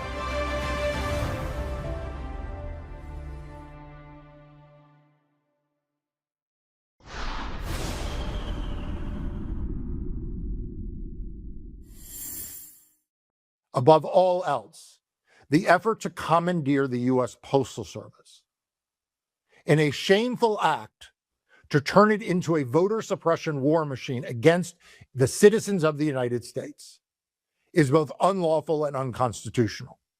That the Constitution gives the president no authority to have done this.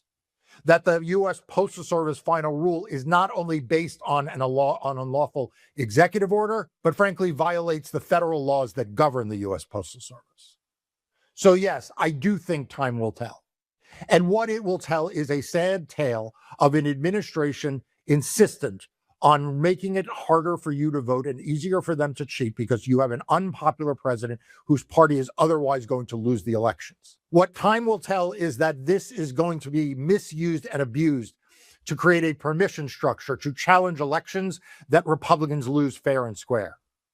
What time will tell is that election deniers, advocates of the big lie, will cite this case as proof that somehow there was fraud when in fact there was none, that somehow there was cheating when this opinion doesn't say that. And shame on the U.S. Supreme Court because they know that that will happen.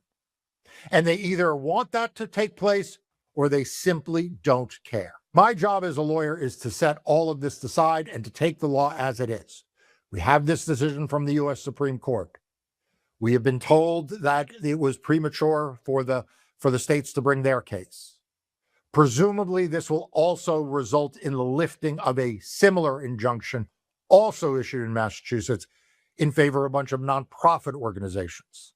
Now, that's not self-executing, so we're going to have to wait and see if that happens, and if so, how quickly. But from my standpoint as a lawyer representing parties that are injured by this, well, we're not giving up. We cannot let the cynics win. We cannot let Donald Trump prevail because people like you and me simply give up. Now's not the time to give up. It is to double down and to triple down and to make sure that we do everything in our power to protect free and fair elections in this November and for years to come. And what that means is that in the coming days and weeks, you will see more litigation in this case, and more litigation in other cases, trying to make sure that the administration cannot cheat its way into holding power that the American people takes away from it. Look, if there's one thing you can do, is you can share good information about what just happened. Don't buy into the lies. Don't buy into the conspiracy theories. Don't let Donald Trump own this narrative.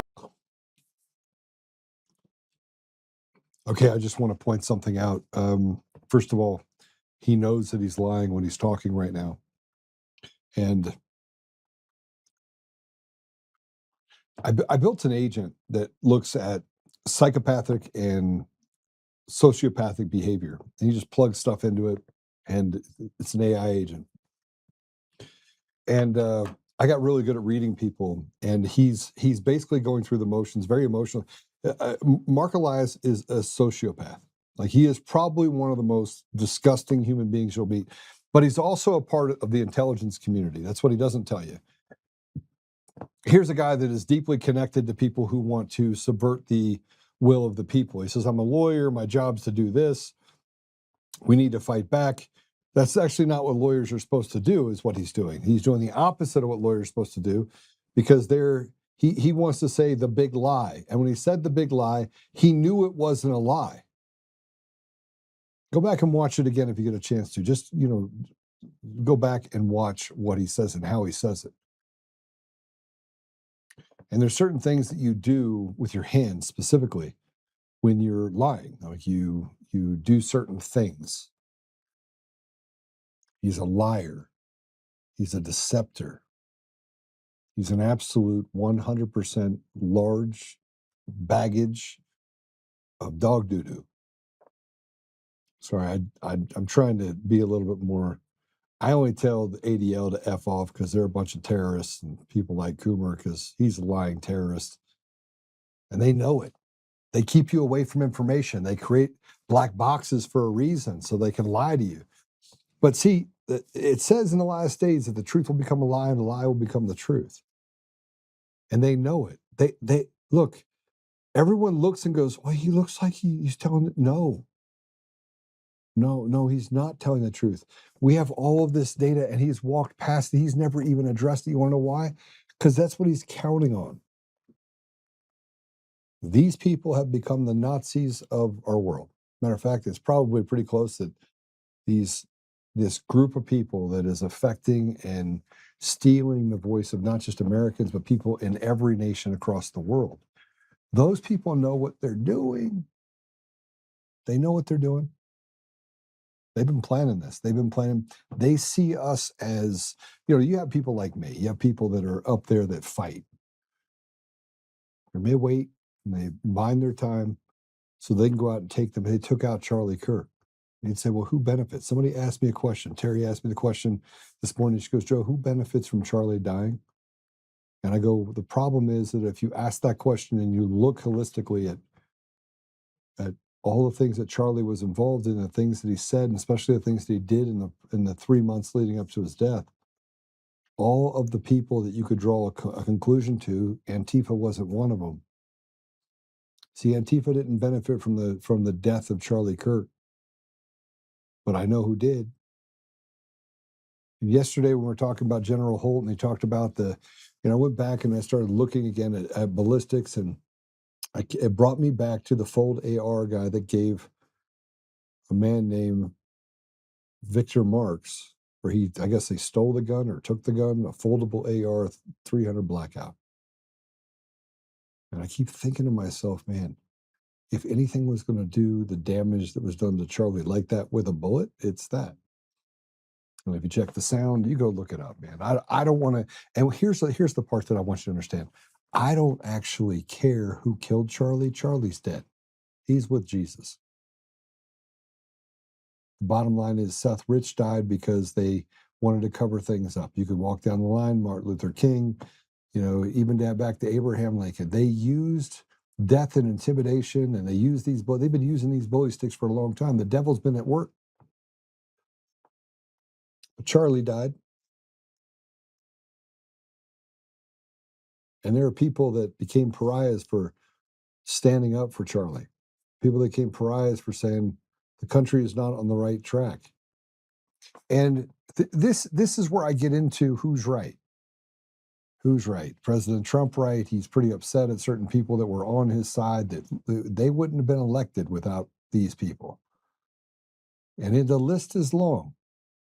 Elon Musk, Tucker Carlson, these are people that found themselves acting or saying to themselves, am I the useful idiot?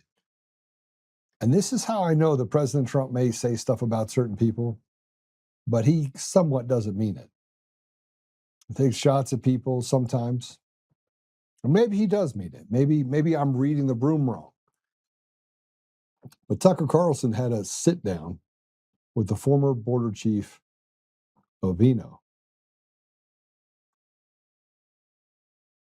And what I got out of this is kind of scary. And I said this before, that, after watching Tucker Carlson, and specifically after watching Tucker and walking through I watch his videos, right? So you guys can say whatever you want. You don't have to like Tucker. You could say he's fallen off his rocker. He hasn't fallen off any rocker. He is awake. Now, everything he sees is he questions everything. And should he? Yeah. Does his family have ties to the CIA? Yep. Yeah.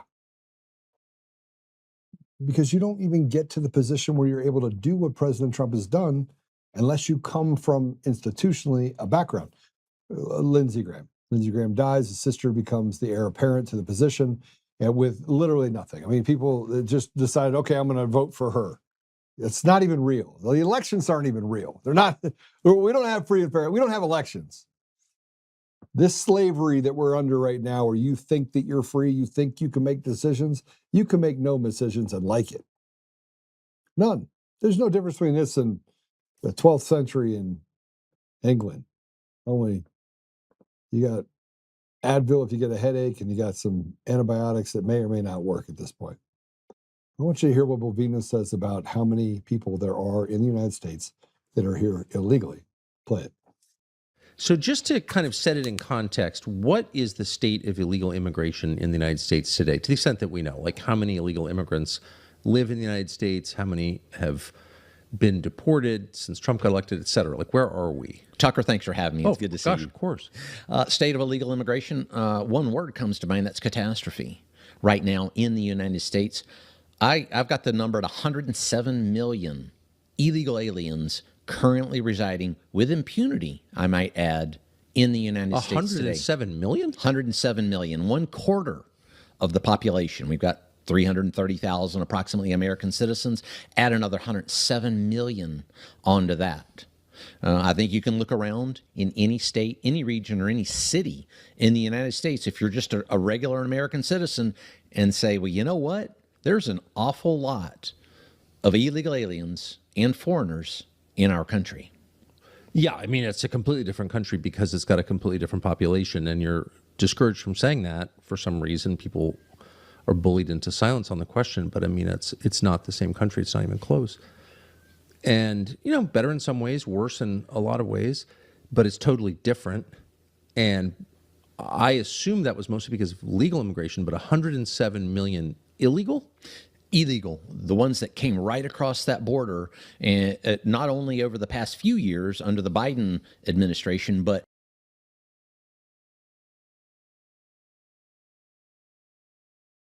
So we look around and we feel like we're forgotten. You can't go to a Costco and feel like you're an American.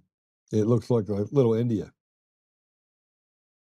And look, I don't care what you look like. It's not what you look like that I care about.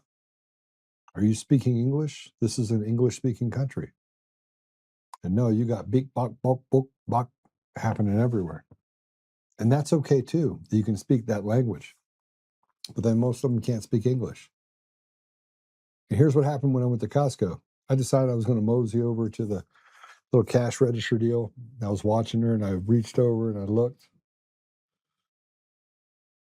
I mean, there's a Pakistani, whatever he was, Indian.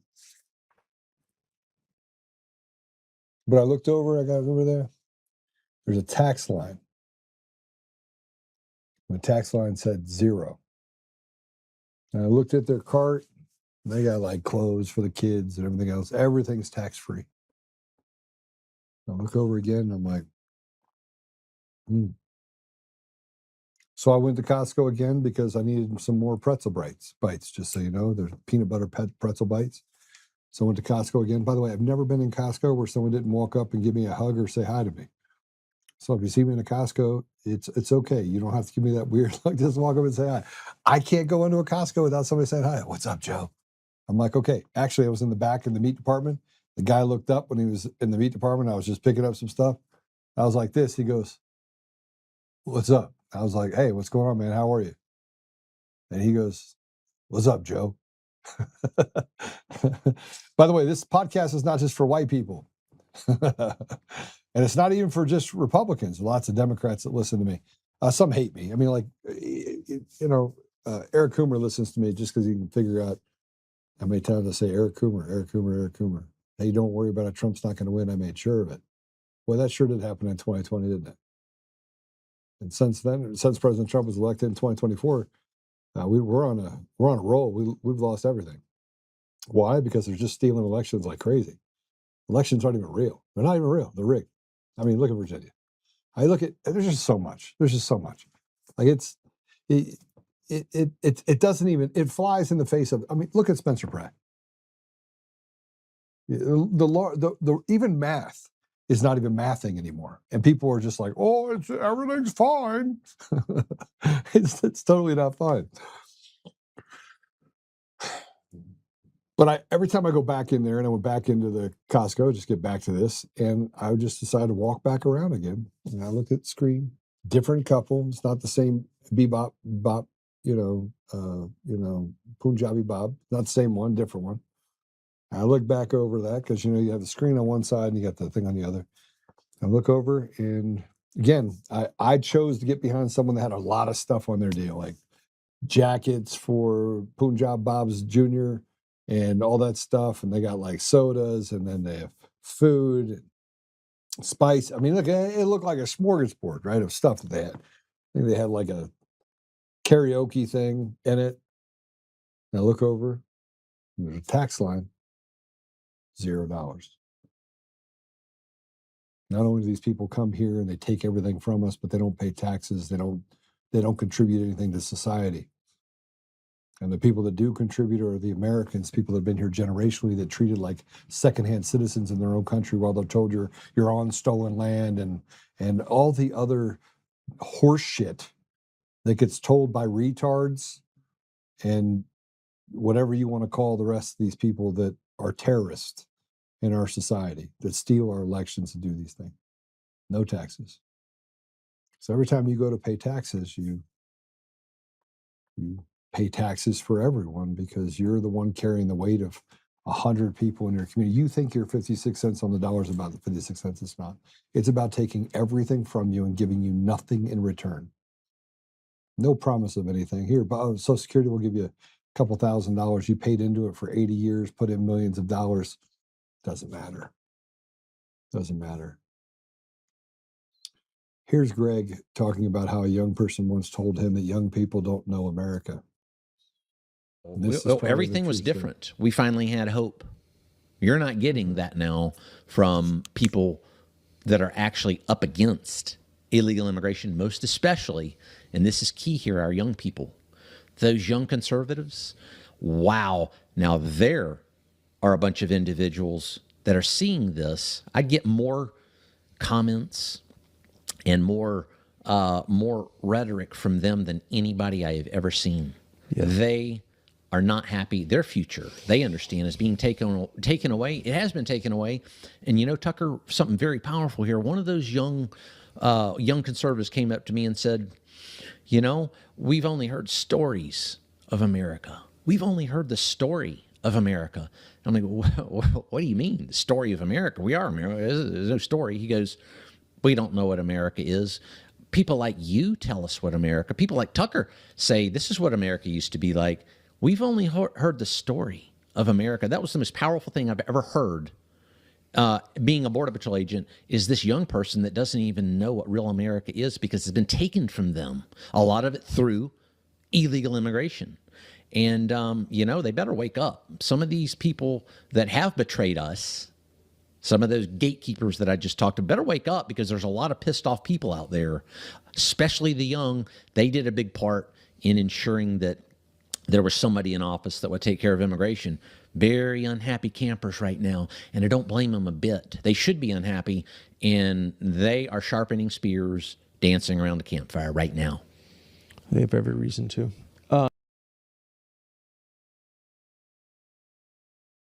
They have every reason to. They have every reason to question what's happening in our country, question what's happening to the opportunity that should be afforded to them. It's not. Where have we come to? What does America look like now? So let me just give you a little bit of you have women that are lining up to support other women who are strangling, stabbing, burning their babies. That's a real thing. Then taking videos of themselves beating their own child.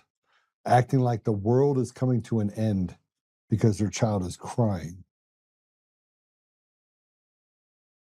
And I just want you to know something. These people are cowards. They're trash. They're evil. And you say, oh, no, Joe, they're mentally ill. No, they're garbage. They're weak, pathetic people that, by the way, would have fallen in the gap if you didn't have the sign that said mind the gap. They would have got hit by a turnip truck if you didn't say look both ways. Natural selection would have made it a whole lot easier for society where we wouldn't have people like Kyle Clark who are team evil, because they would have been taken out long before they actually got to that position. So it's right. The young people don't know what America used to be. It didn't know about the fact that if you went out and did something to somebody in society. Look, I grew up where I grew up, man, we solved it in the streets. We were good. Let's get in a fight. Let's throw down. I'm all about that life. Why?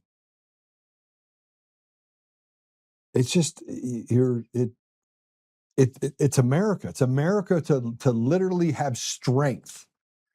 And when your baby's crying, and I remember my daughter crying, I remember my son crying, they would be sick, they'd be upset. And you could say a lot of things, but my children could never get me upset. They're crying, they're upset. Daughter's got 102 fever. All it made me want to do is do whatever I could to make them feel better. I remember at 1 o'clock in the morning, and my daughter is a year old. I'm standing in the shower. She's crying, she's upset, she's got a fever. Maybe she was a little older than that, year and a half old. And her fever is like 101, almost 102. And I stood in the shower for hours because the shower brought down the temperature. She's crying in my ear, and all I kept thinking to myself, and I've seen parents that have to walk away from their babies. I had a friend that shook his baby so badly it caused brain damage. He stayed my friend for about 15 minutes. I wanted to choke the shit out of him. True story. I'm like, you could have just put the baby down. The baby can cry. You walk in another room, take a deep breath, and then come back in. But that's not what happens. And now we've normalized the fact that women can say, oh, I know how she felt about strangling her baby. You pathetically weak piece of shit. And now there's stories of men that are getting ready to get married, and they find out that their fiance, a week away from being married, find out their fiance actually supports this diabolical woman that strangled her kids. And he's like, yeah, I'm not marrying this witch. I thought we had a difference of opinion. Why would I'm going to have children with you, and you feel for a murderer? Now, fuck off. That's the reality. Men are starting to wake up.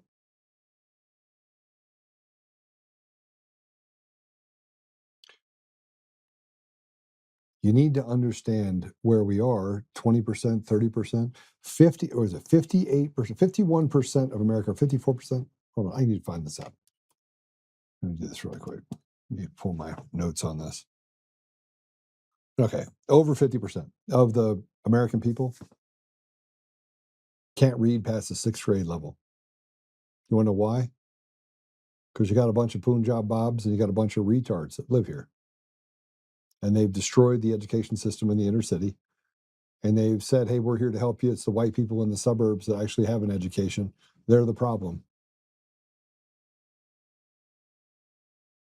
You got women that are, I mean, you can walk down a list of the things that these retards like Mark Elias are putting in front of you. Everything's normal. No, everything's normal. Men think that they're women. No big deal. Have them compete in women's sports.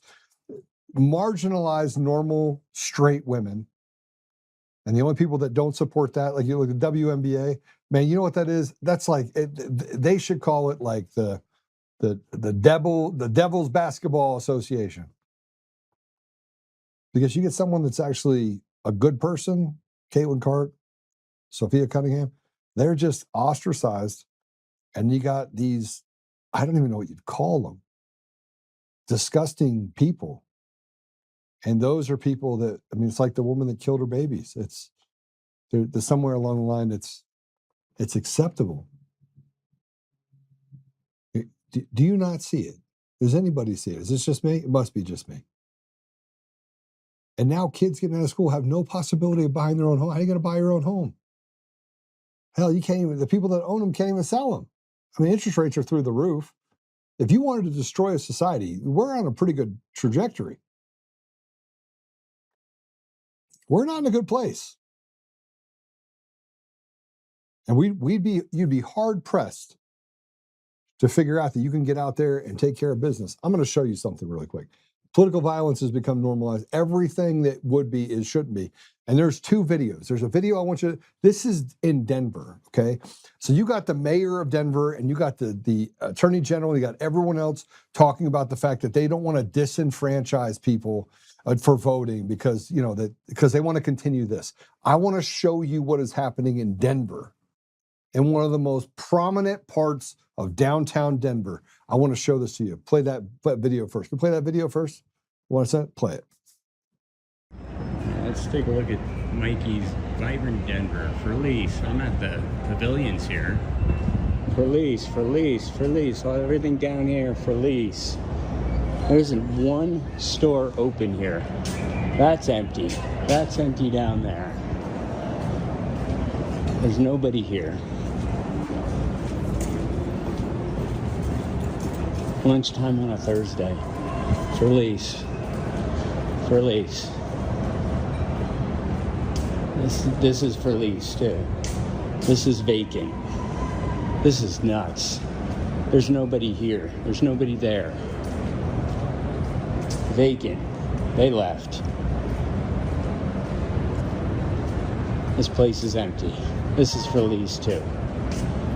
Holy cow. Unbelievable.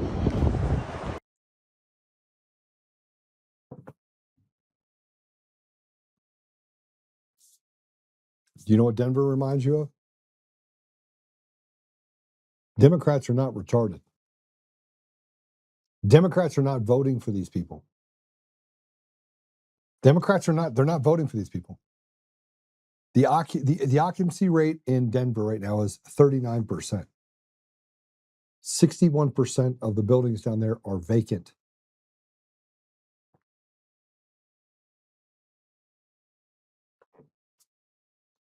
But Weiser gets on there and he says that all Democrats are going to vote for me. Do you believe that?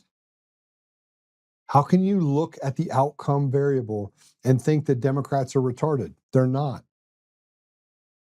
They're not retarded. A vast majority of them don't believe in any of this trans, whatever you want to call it. It's not real. It's not real. A certain portion of our population has lost their mind. Yes, 15, 20%. Yes, maybe it's that high. I don't think it is. Everyone else is not voting for a Phil Weiser, is not voting for Democrat policies, not just in Colorado, but around the country. It's not possible. You can't talk to a police officer and them say everything's normal, everything feels right. You can't talk to a lawyer that says the judiciary is not rotted completely to the core.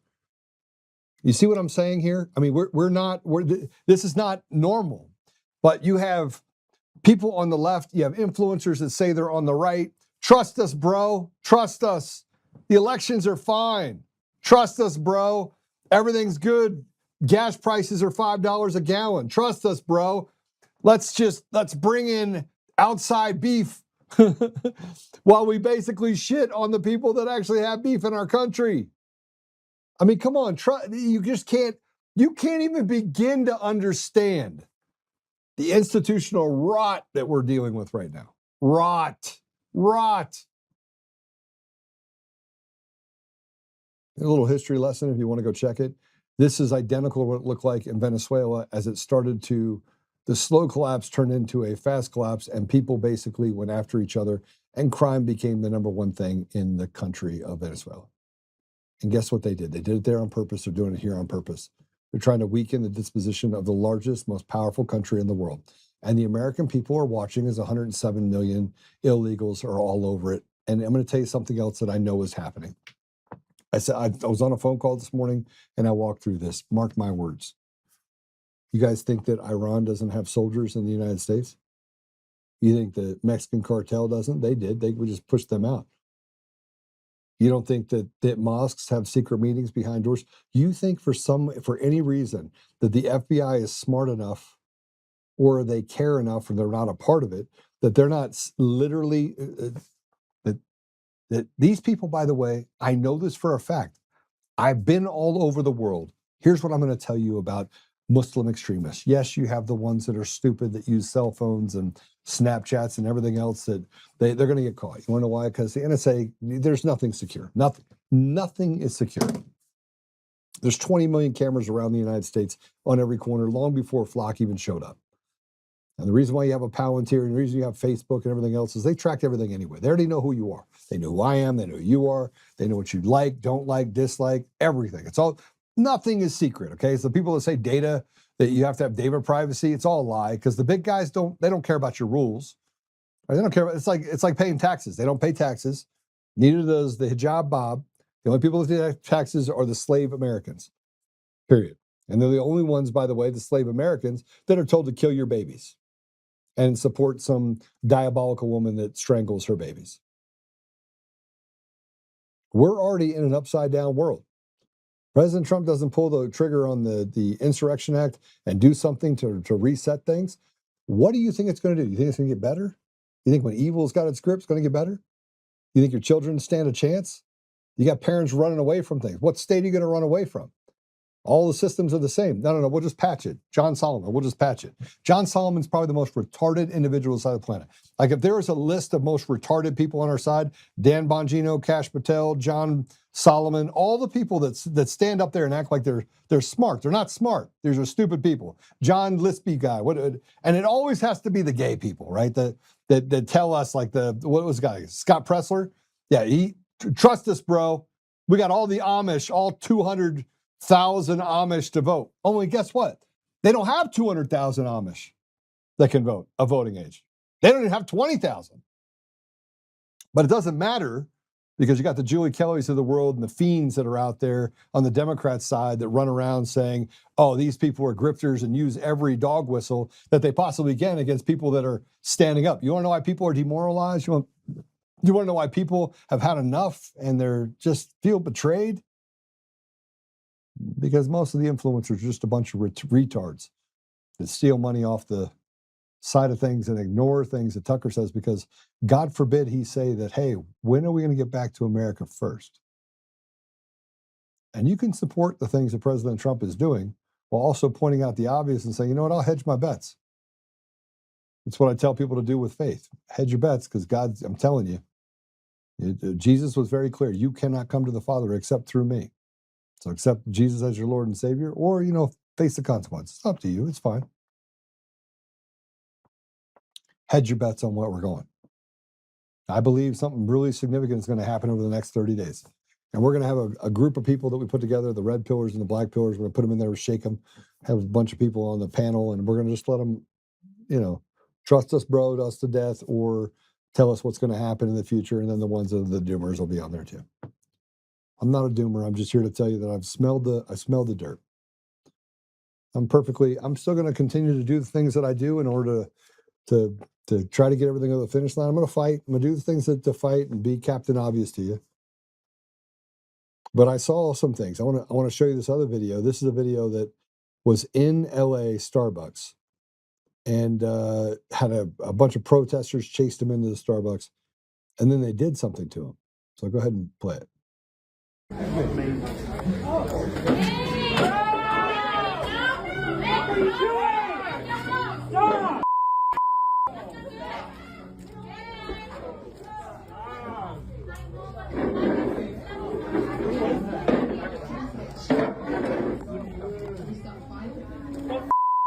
People. You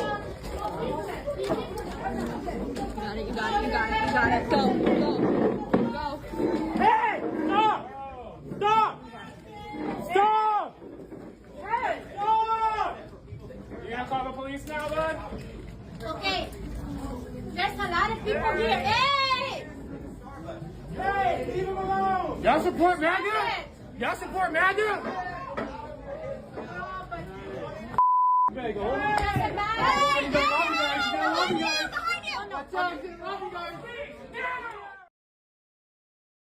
Okay, so let me tell you what I would have done to that guy.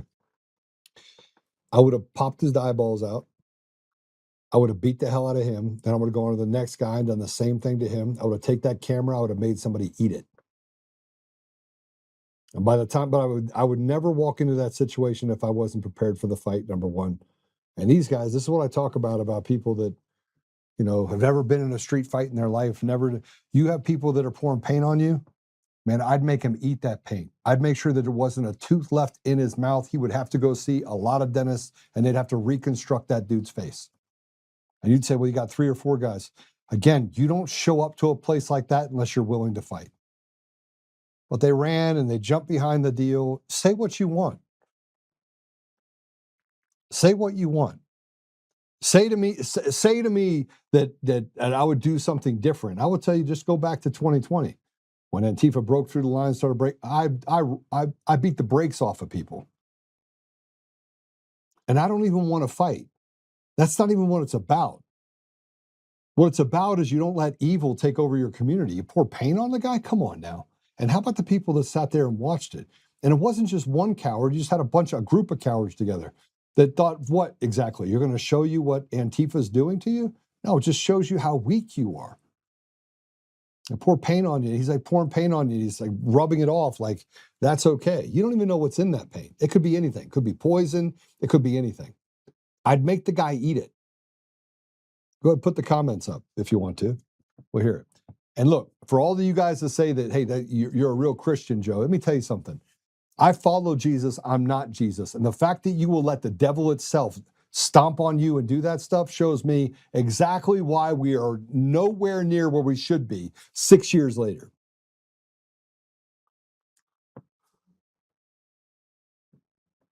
Warrior Gal said, we have Hamas in my community yesterday. They had a march all through the Jewish community.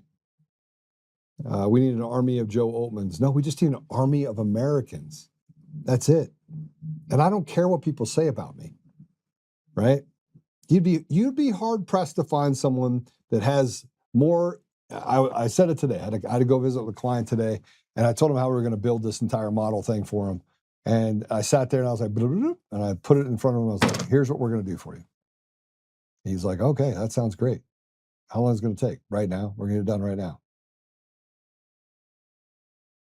Joe, thank you for now. It closed over $138 today. Z12 pack. How much did you make? You got to tell me how much you make because Daddy needs some shoes. So I keep giving people advice saying that I'm not a investor, so I wouldn't.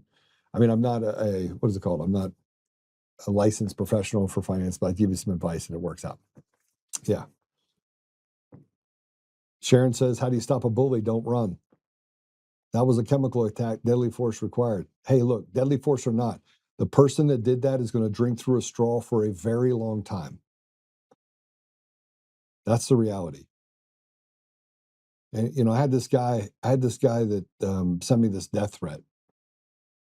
And literally said he was going to break my neck and a bunch of other stuff, right? That's someone that acts like his name's Luke Thornburn. Thornburn. He's down in Brazil. I think Brazil-ish, somewhere around that. Yeah. Only have 210 shares. Well, 210 shares, you still made 30%. It's still pretty good. I mean, that's still a pretty good knock. Good job. Really good job. It's going to go higher though, by the way. I think it goes somewhere to 165, 170 in the next couple of weeks, month, and then get out. I'm going to tell you guys when to get out of the market. Sit on the sidelines. It's going to happen end of September. October's never been good on an election year, ever.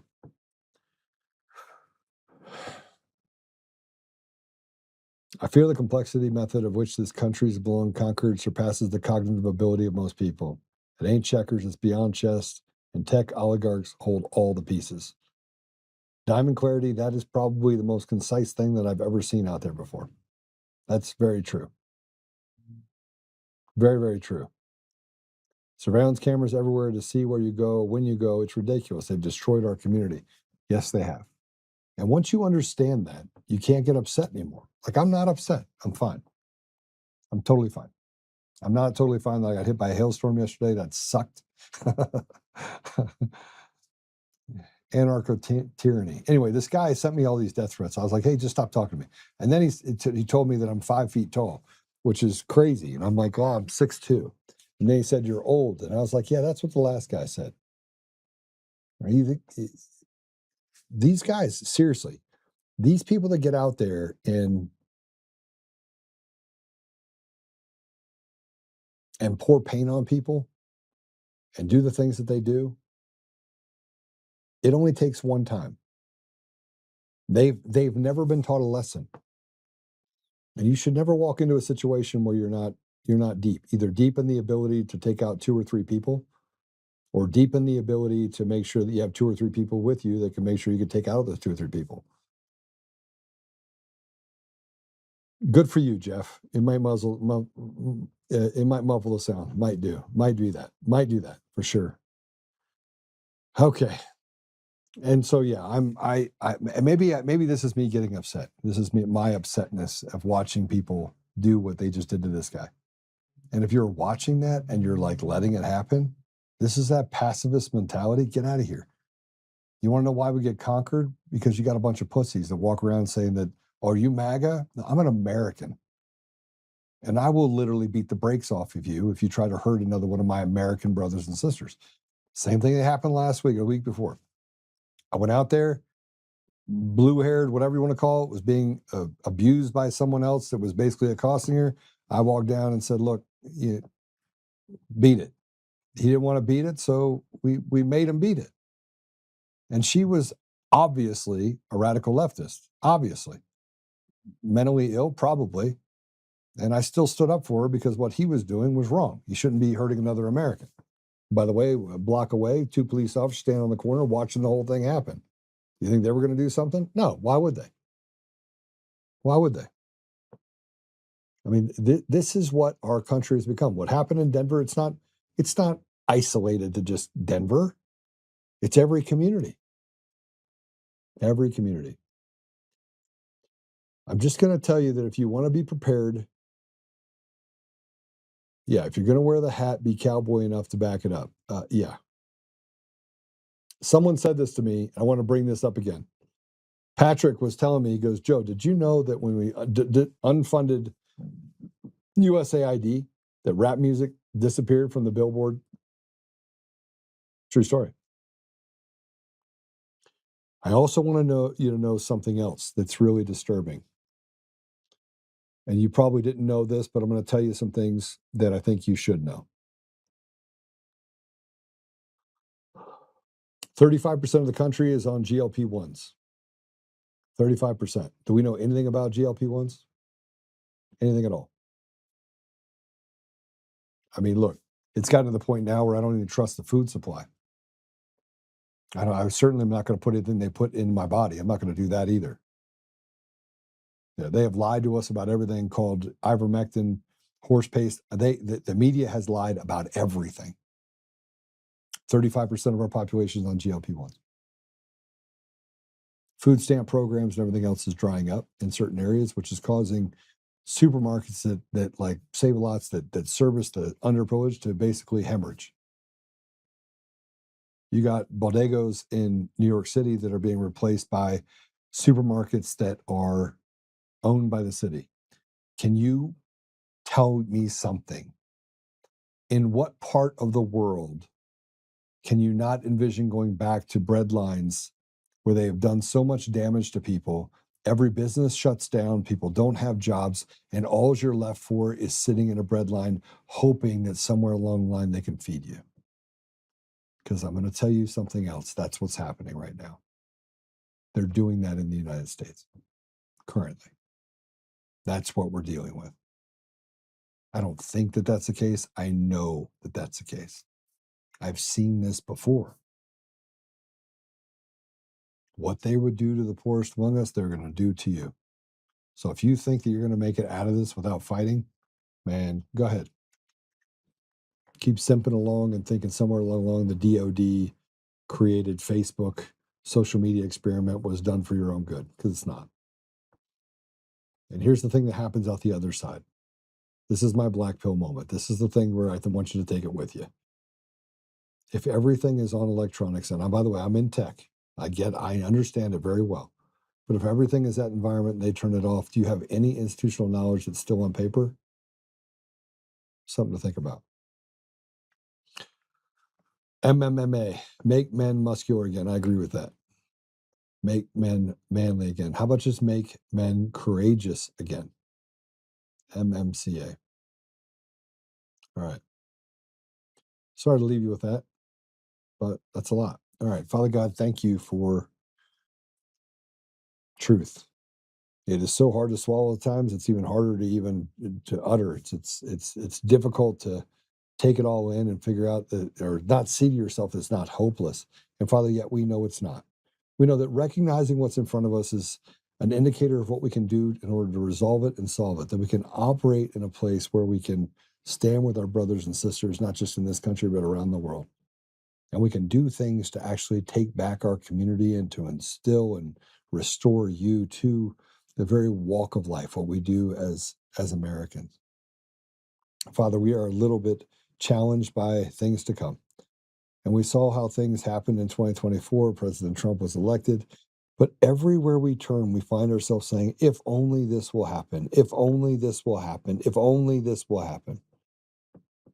But Father, we know that things are not happening the way it should, or that we think they should. And so we just ask you to give us the wisdom and the strength, and the perseverance to withstand all of this stuff that we're dealing with. Help us, Father, that we may embrace each other, set aside petty differences, recognize team evil, and fight against it. Help us, Father, that we may recognize the road that we're heading down is not a good one, and do what we can to stand against this evil, destroy it, defeat it, and put ourselves in a better position to support and to create opportunity for our people.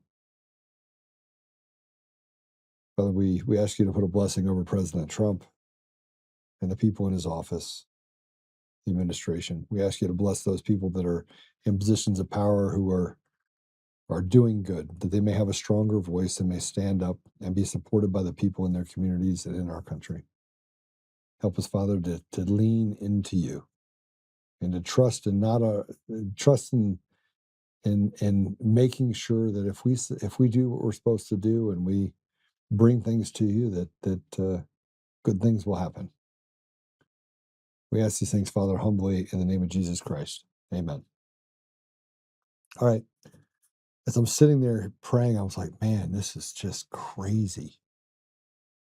Like I'm listening to Juan. I listened to General Holt yesterday. It's just a lot. It's a lot going on. Susan Rice, good to see you.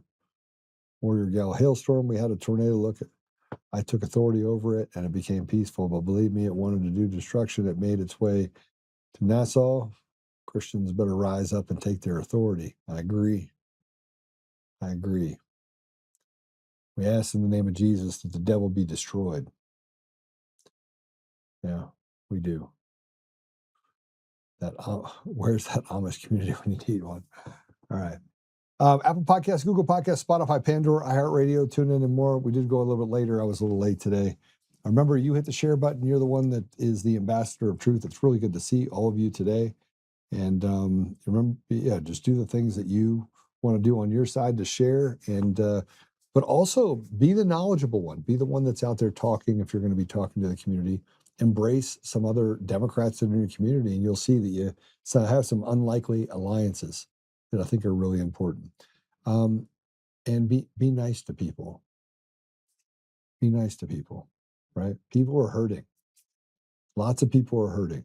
Lots of people are broke and hurting, and things aren't going that great. So just remember that when you're out there. This morning, I went around and had to honk at a woman to go in front of me. And I look over and she's like smiling, laughing at me like I was going to be angry.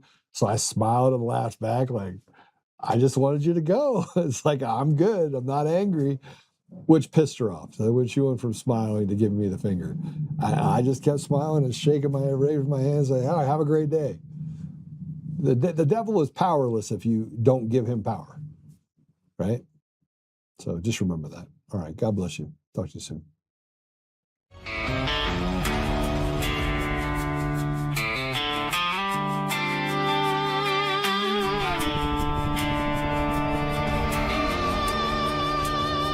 Rise up untamed in the heart of the fire where the wild ones roam. Joe Oltmann's calling, bringing truth back home. From conservative daily to this untamed fire, we shatter the silence, lifting spirits higher. No chains can hold us, no lies can prevail. Authentic and fearless on this rugged trail. Patriots gather under stars and stripes. Untamed nation, igniting the night. Untamed nation, let the truth roll out in this land of the free. Standing proud from sea to shining sea, we won't back down. Catch the fire, wear the crown. Untamed nation, it's our battle song, motivating hearts where the brave belong. Yeah, untamed and wild, forever strong. Play it again all night long.